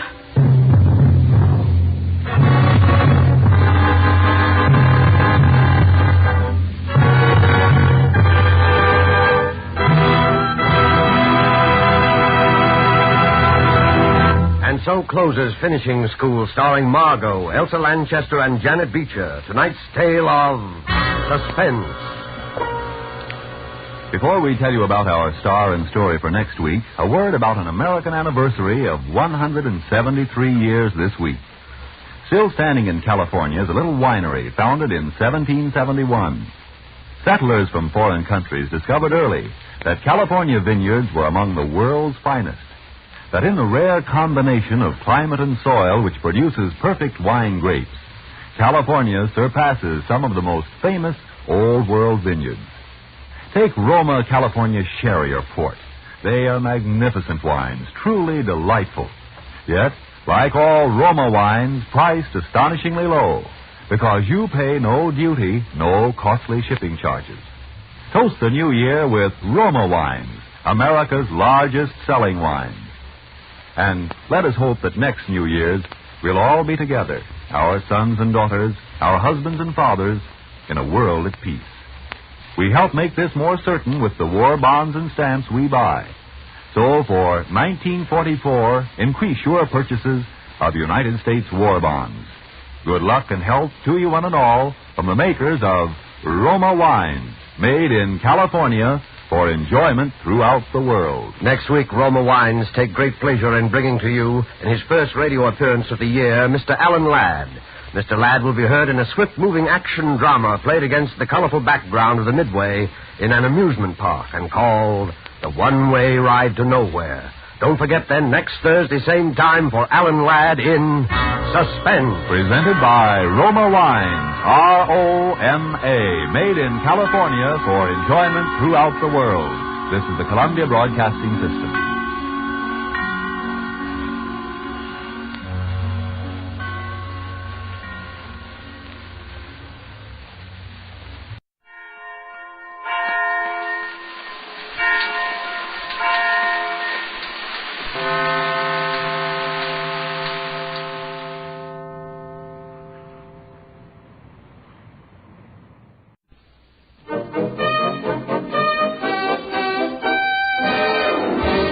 Good evening. The makers of the new Rinso bring you the Amos and Andy Show with their guest tonight, Mr. Edward G. Robinson.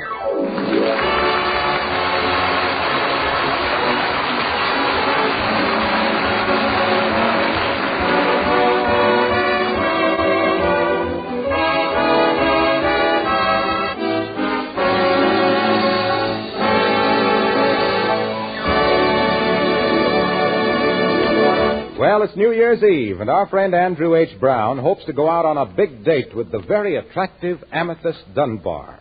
His one great problem is finding a tuxedo, and after scouring the whole town without success, things look bad for Andy. At the moment, he is telling his troubles to Amos. So you couldn't find a tuxedo in the whole town, huh, Andy? Not one. Well, I did find one, but you ought to see the shape it was in. There was not only fraying on the cuffs, but there was fraying on the frame. Yeah, that's bad, all right. Yeah, and my gal won't go out with me unless I dress up formal. Oh, the whole tuxedo situation is just like everything else this past year. You can't get nothing, nowhere, nohow. Yeah. I'll sure be glad when this crazy year goes out tonight. Well, Andy, it's just like that all we got to learn to do without certain things. You know what Ruby made for supper tonight? No, what? What they call the eggless, milkless, butterless cake.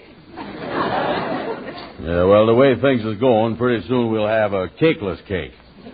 Oh, this is a bad year. Substitutes for everything. Well, Andy, you know the reason for it all. A certain man is trying to give the world a substitute for freedom, and while we is getting rid of that man, why, we got to give up a few things. Yeah, I guess so. Wait a minute. Come in, Kingfish. Well, how are you there, boys? How are you? Hi there, Kingfish. Well, what you look so down the dumps boat, Andy? Oh, I don't know.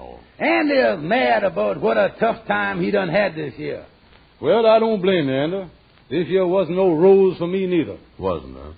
No, look how I've been living. Me and my wife been fighting. Just finished another one. Sure enough. It seems like at the end of every year, she takes all the little fights that we done had during the year and piles them up into one big one. That's what she does. Sort of a review of all the little fights in one lump is what they do. What is the trouble now, Kingfish?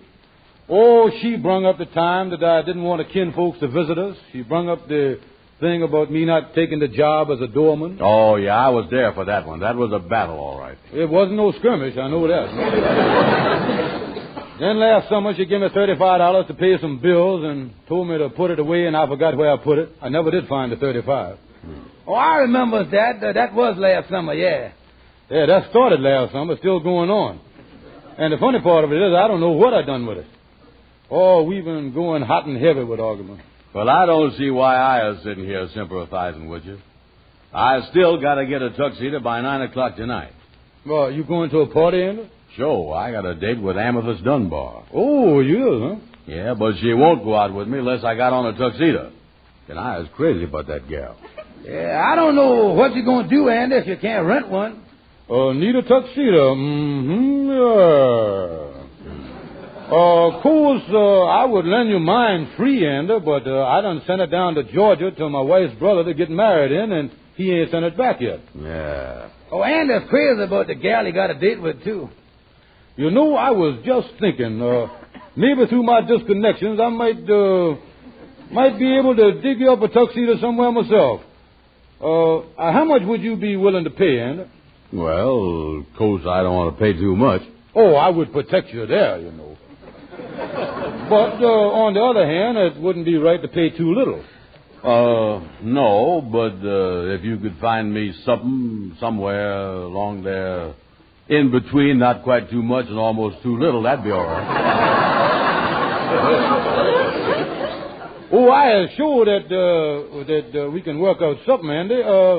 Name your price. $2. Name another one. Look, Kingfish, if you think you know where you can get Andy a tuxedo, why don't you find out how much it's going to cost and then let Andy know about it? Well, you see, Amos, unless I knows how much Andy's got, it's kind of hard for me to dicker. Yeah. But the trouble is, Kingfish, I don't know whether you is dickering the tuxedo man or dickering me. What do you think of me trying Henry Van Porter? Maybe he ain't using his tonight. No, now, wait a minute. Don't call up Henry. I am sure that we can work out with it. Yeah. In the first place, his tuxedo got so many mark holes in it that unless you put on underwear made out of the same material, people are going to think you're wearing a polka dot suit. That's what they're going to think. Yeah, that's bad, all right. Oh, don't worry, Andy. I'll find you a tuxedo. I'll even get you a right size, 44. I know that. Meet me at the Lodge Hall in an hour, and I guarantee I'll have you one. Okay, Kingfish. Get on the G. What do you think of me trying Henry Van Porter? Maybe he ain't using his tonight. No, now wait a minute. Don't call up Henry. I am sure that we can work out good. Oh, great, Amos. Thank you. I could use them all right. You know, the last couple of formal fairs I done went to, I had to... Going to think you wearing a polka dot suit. That's what they're going to think. Yeah, that's bad, all right. Oh, don't worry, Andy. I'll find you a tuxedo. I'll even get you a right size, 44. I know that. Meet me at the Lodge Hall in an hour, and I guarantee I'll have you one. Okay, Kingfish. Get on the G. What do you think of me trying Henry Van Porter? Maybe he ain't using his tonight. No, now wait a minute. Don't call up Henry. I am sure that we can work out good. Oh, great, Amos. Thank you. I could use them all right. You know, the last couple of formal fairs I done went to, I had to... Going to think you wearing a polka dot suit. That's what they're going to think. Yeah, that's bad, all right. Oh, don't worry, Andy. I'll find you a tuxedo. I'll even get you a right size, 44. I know that. Meet me at the Lodge Hall in an hour, and I guarantee I'll have you one. Okay, Kingfish. Get on the G. What do you think of me trying Henry Van Porter? Maybe he ain't using his tonight. No, now wait a minute. Don't call up Henry. I am sure that we can work out. Great, Amos. Thank you. I could use them all right. You know, the last couple of formal fairs I done went to, I had to... Going to think you wearing a polka dot suit. That's what they're going to think. Yeah, that's bad, all right. Oh, don't worry, Andy. I'll find you a tuxedo. I'll even get you a right size, 44. Now, that's the thing. Meet me at the Lodge Hall in an hour, and I guarantee I'll have you one. Okay, Kingfish. Get on the G. What do you think of me trying Henry Van Porter? Maybe he ain't using his tonight. No, now wait a minute. Don't call up Henry. I am sure that we can work out is the swing shift that happens. I could use them all right. You know, the last couple of formal fairs I done went to, I had to... Going to think you wearing a polka dot suit. That's what they're going to think. Yeah, that's bad, all right. Oh, don't worry, Andy. I'll find you a tuxedo. I'll even get you a right size, 44. 11:30. Maybe in an hour, and I guarantee I'll have you one. Okay, Kingfish. Get on the G. What do you think of me trying Henry Van Porter? Maybe he ain't using his tonight. No, now wait a minute. Don't call up Henry. I am sure that we can work out. After that, why, the whole thing might accumulate up to 5 or 6. You know, the last couple of formal fairs I done went to, I had to... Going to think you wearing a polka dot suit. That's what they're going to think. Yeah, that's bad, all right. Oh, don't worry, Andy. I'll find you a tuxedo. I'll even get you a right size, 44. Let me see. That's $8. I'll have you one. Okay, Kingfish. Get on the G. What do you think of me trying Henry Van Porter? Maybe he ain't using his tonight. No, now wait a minute. Don't call up Henry. I am sure that we can work out. Well, now listen, Kingfish. I gotta have that tuxedo suit. But the formal fairs I done went to, I had to... Going to think you wearing a polka dot suit. That's what they're going to think. Yeah, that's bad, all right. Oh, don't worry, Andy. I'll find you a tuxedo. I'll even get you a right size, 44. Deal with the man before he changes his mind. I'll have Lightning pick up the suit and bring it over to your room right away. Kingfish, get on the G. What do you think of me trying Henry Van Porter? Maybe he ain't using his tonight. No, now wait a minute. Don't call up Henry. I am sure that we can work out. Okay, Kingfish, I'll do it. Me paying $18 to rent a tuxedo. It must be... I had to... Going to think you wearing a polka dot suit. That's what they're going to think. Yeah, that's bad, all right. Oh, don't worry, Andy. I'll find you a tuxedo. I'll even get you a right size, 44. There, Lightning, and let's look at it. It's getting late, you know. Yeah, here it is now. I'll put them on. That's it. What do you think of me trying Henry Van Porter? Maybe he ain't using his tonight. No, now wait a minute. Don't call up Henry. I am sure that we can work out. On. Yeah, it's a 44, all right. Now, tell me this. How do it look? Pretty good, Miss Annie. They're going to think you wearing a polka dot suit. That's what they're going to think. Yeah, that's bad, all right. Oh, don't worry, Andy. I'll find you a tuxedo. I'll even get you a right size, 44. Sometimes they got a label on the inside coat pocket that's got the date on it. Yeah, let me see here what it say. What you think of me trying Henry Van Porter? Maybe he ain't using his tonight. No, now wait a minute. Don't call up Henry. I am sure that we can work out on. Yeah, it's a 44, all right. Now, tell me this. How do it look? Pretty good, Miss Annie. They're going to think you wearing a polka dot suit. That's what they're going to think. Yeah, that's bad, all right. Oh, don't worry, Andy. I'll find you a tuxedo. I'll even get you a right size, 44. Sometimes they got a label on the inside coat pocket that's got the date on it. Yeah, let me see here what it say. What you think of me trying Henry Van Porter? Maybe he ain't using his tonight. No, now wait a minute. Don't call up Henry. I am sure that we can work out. Yeah, it's a 44, all right. Now, tell me this. How do it look? Pretty good, Miss Annie. They're going to think you wearing a polka dot suit. That's what they're going to think. Yeah, that's bad, all right. Oh, don't worry, Andy. I'll find you a tuxedo. I'll even get you a right size, 44. They got a label on the inside coat pocket that's got the date on it. Yeah, let me see here what it say. What you think of me trying Henry Van Porter? Maybe he ain't using his tonight. No, now wait a minute. Don't call up Henry. I am sure that we can work out. You want me to close the door, Miss Annie? What? The door? Close it. Yeah, sir. Oh, no, it's close.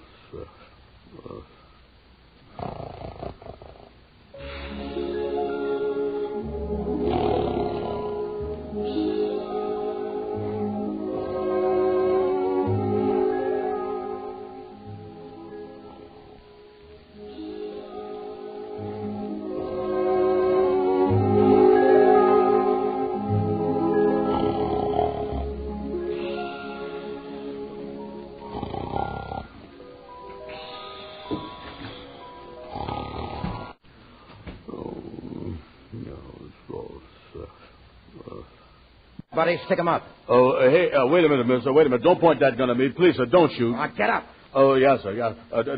Don't shoot, mister. Please don't. Up against that wall. Go on, back up. Keep your hands up. Mister, you can have anything I got. I don't want anything you got. All I want to do is to hide out here for a couple of hours. Yeah, sir, mister. Yes, sir. Yes, sir, you can hide. I'll help you, mister. And I'll take it easy, buddy. You ain't got nothing to worry about. I just want to lay low here till midnight. Pull down that shade. Yes, sir, yes. Mister, that suit you was wearing, ain't you a convict? So what? I made my getaway from the death chamber, and I'm supposed to die at midnight. Now, what's it to you? Oh, yes, sir. Well, who is you, mister? What's your there happens name? to be a number. Here it is, on the shirt, see? 1943. Yeah. Excuse me, Mr. 1943, but what was you in for? Plenty of things, plenty, but mostly murders. They thought 1917 was tough, and they thought 1929 was pretty bad. 1917. 1929. And, mister, that number on your shirt there, 1943. Them numbers mean something. Yeah. Them is years. Catch on quick, don't you? Mister, by any chance is you... Yeah, you guessed it, buddy. You're talking face to face with a year. 1943. That's me. Yeah, yes, sir. And this is the last day of the year. And you were supposed to die at midnight. Yes, sir, I can see what you mean by murders. You've been bad, all right. Now, never mind. Skip that part of it, buddy. Time is short, and I got to talk to somebody, so you stand there and listen. Yes, mister, please let me go, sir. Let me talk to you some other night. There won't be any other night, see? This is my last chance. All I want to do is talk, tell you what's deep down in here. Yes, sir, yeah. You see, buddy, when a year realizes that it only has a few more hours to live, a lot goes through his mind. Especially a year like me, a tough year. Yes, sir. I was just thinking about all the floods and the shooting, bombings and stuff like that. Yeah, I know. You're like everybody else, glad to get rid of me. So what? I'm gone. It's just that I hate to leave without somebody knowing that it wasn't all my fault. Yeah, well, you was leaving things in a mess, mister. Yeah, well, it could have been different, too, buddy, but when I was a kid, I met a lot of wrong guys, and I'm taking the rap. What you mean? Well, I got mixed up with a guy named Adolf. I didn't have enough sense to see that he only looked tough because he was picking on little fellas. Now, when it's too late, I can see that the guy who thought he was too smart to hang wallpaper is going to wind up hanging himself. Yes, sir. I see what you mean. Yeah, and then there was a fat kid in the neighborhood by the name of Benito. Yeah, I used to say to him, Benny, let's play checkers. Then he'd say, no, let's help Adolf play London Bridge is falling down. Yeah, and then there was a half pine by the name of Tojo. He lived over on the west side. He showed me how to sneak up on people and let them have it in the back. Yeah, well, what kind of people live where you live, Mr. 1943? Wasn't there no nice kids? Oh, yeah, sure. Right across the pond from Adolph's and Benny was a kid named Frank. I guess his regular name was Franklin, but they called him Frank for short. He asked me to come over to his house one day and see his stamp collection. Yes, sir. Did you go? No, but I wish I had. Things would have been a lot different if I'd have been on his side. I used to laugh when I thought about him saving stamps. Guess nobody realized that someday he'd be saving the little countries that printed a lot of them stamps. Yes, sir. I see what you mean. Yeah, I've been tough, and I ain't making no bones about it. It's just that... Hey, maybe they're coming for me. Where can I go? Where can I hide? Well, don't worry, mister. Look here. Tell you what you do. Here, put on this old robe of mine, and they won't see your prison suit. I'll tell them you was a friend of mine. Okay, buddy, but make it snappy. Yeah, here, put it on. There. Now, put your gun in this drawer. Yeah. Now, stand over there. Okay, buddy. Now, stick 'em up, Mr. 1943, and I ain't fooling. Oh, double-cross me, Keep those hands up. I mean it, because I don't like you no more than the rest of people do. Come in. Well, hello there. Well, say, what's going on here? Amos, stand over here by me. I got him. That's a criminal. He was supposed to die at midnight. He ain't just a man. Look at him. He is a year. Look at the number on his shirt. 1943. Oh, yeah, he's a tough guy, ain't he? Yeah, I'm going to call the police and turn him in. Okay, you got me, Bud, but the cops will never get me. I'll be gone before they get here. Well, what would we do, Amos? Wait a minute, Andy. Maybe we won't turn him in. But, Amos, he's been the worst criminal of all of them. That's right, Andy. 1943 has been bad. Full of suffering, crime, and heartaches and everything else. All right. Don't pull your punches. I can take it. Tell them how I killed 6 million people, set fire to churches, and put swastikas where crosses used to be. That's right, 1943. The world will never forget your sins. But you know, no matter how bad a person is, if you will look hard enough, you can find a little good in him. Good? 1943, you put out a lot of lights all over this world. But as you leave us tonight, we ought to remember that you left the light burning in the Statue of Liberty. Yeah. You noticed that, huh? Yes, sir, and there's other things, too. With all the bad things you has done, you still let somebody find enough time to print more copies of a certain book than was ever printed in 1 year before. The Holy Bible. Say, that's right.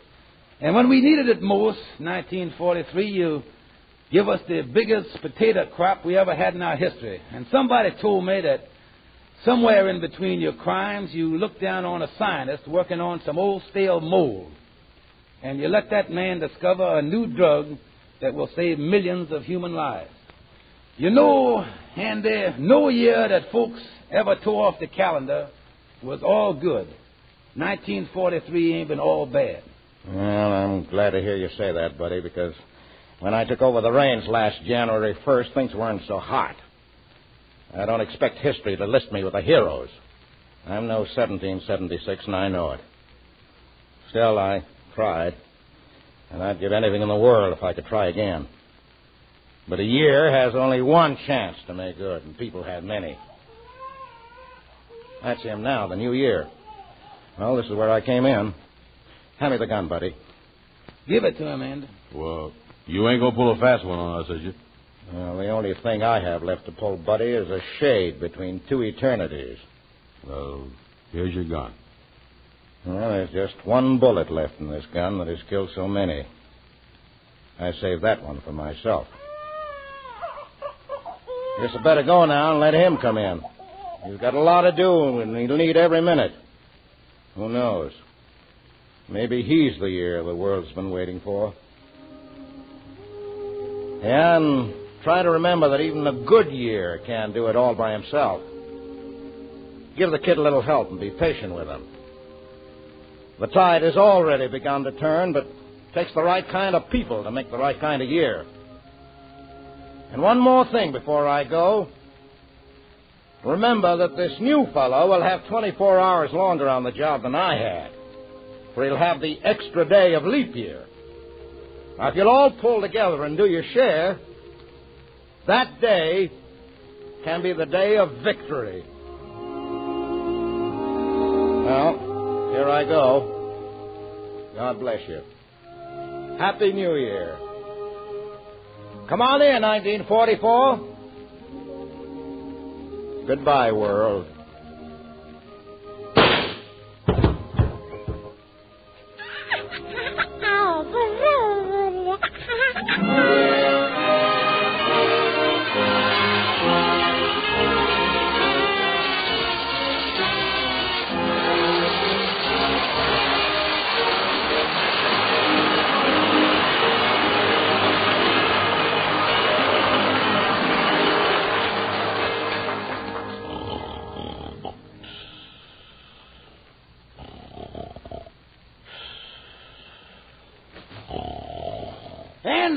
Andy, wake up. Huh?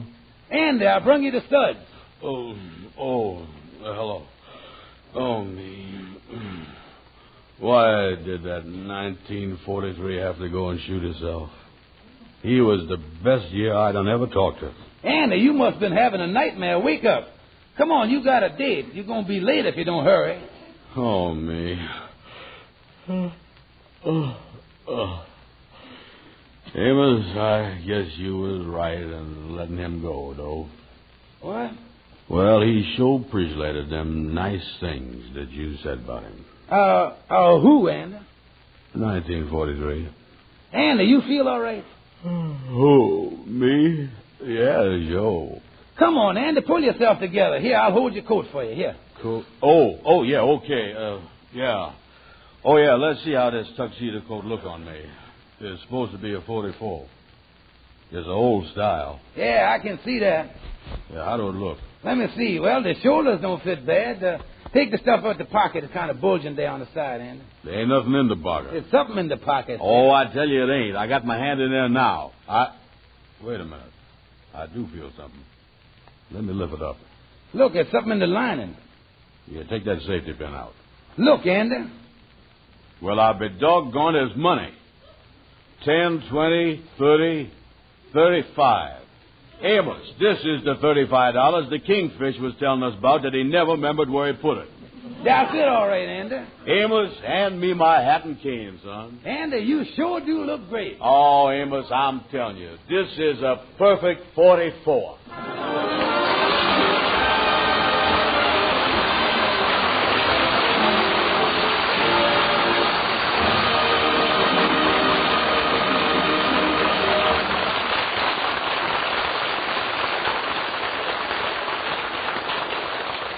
And now, ladies and gentlemen, here are Amos and Andy, who would like to say a few words to their listeners.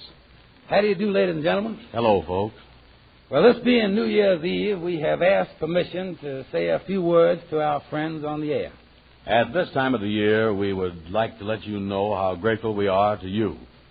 We wouldn't feel right to let this old year pass over the hill without expressing our deep appreciation for the people who sponsor this program and make it possible for us to be here. That is Lever Brothers, the people who make Rinso. We can truthfully say that since we have started our half-hour show in October, that we have never been treated with such cooperation and understanding in our entire radio career. We told you once before about going through and seeing a make soap, and we can tell you from experience that the product we represent, Rinso, is the greatest product of its kind. And we've had many letters from our listeners telling us that. We hope you folks don't get mad if you don't find that your grocer don't have it on the shelf, because sometimes the grocer doesn't have it there. There's no Rinso on the shelf. But it's well worth waiting for. He is getting it as fast as it can possibly be made. And by waiting for it, you'll be helping yourself and helping us a lot, too. At the end of the year, everybody sort of takes inventory, and in our checkup at the end of 1943 tonight, we find that we are rich in friends, and truthfully, that is the most important thing we know of. We are deeply grateful to you for this, and so from our hearts, we want to thank you sincerely, as two people can thank their many friends. We promise you that during the coming year, we will redouble our efforts to bring you the best that's in us. And for the splendid cooperation that we've received from the boys in the orchestra, from our guest stars, from Harlow Wilcox, members of our cast, and everyone connected with our show, we want to say to them many thanks and a Happy New Year. And to you, our friends, we say, may the new year bring victory to us and our valiant allies all over the world. That is our wish for a Happy New Year. And now let's all join in the chorus of Old Lang Syne.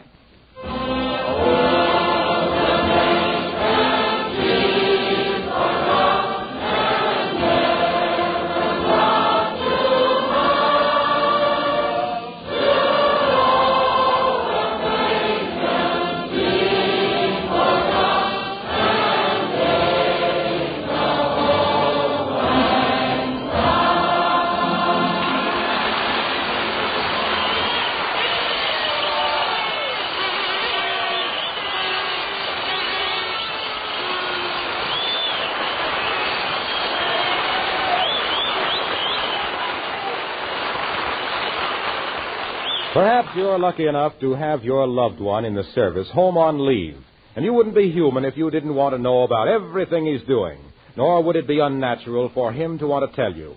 And yet that very enthusiasm, that desire to confide, can bring tragedy. Even when you're with family or friends and are sure no enemy agent can hear, it isn't safe to mention items of war information. Remember, things which don't seem important to you may be of vital importance in a link of information. So don't ask and don't tell where our soldiers are, how many there are, how they are being transported, when they're going, or what kind of duty they're going on. If you do hear it from someone, don't repeat it. If you see it yourself, don't repeat it. But if you read it in the newspapers or hear it on the radio, you can talk all you like. Otherwise, mum's the word. Join us again next week at the same time for the Amos and Andy Show, and the boys' guest will be the motion picture star Pat O'Brien. Our thanks to Edward G. Robinson for appearing with us tonight. He may currently be seen in the Universal picture Flesh and Fantasy. This program is broadcast to our armed forces everywhere. This is Harlow Wilcox bidding you good night and repeating from all of us to all of you, Happy New Year!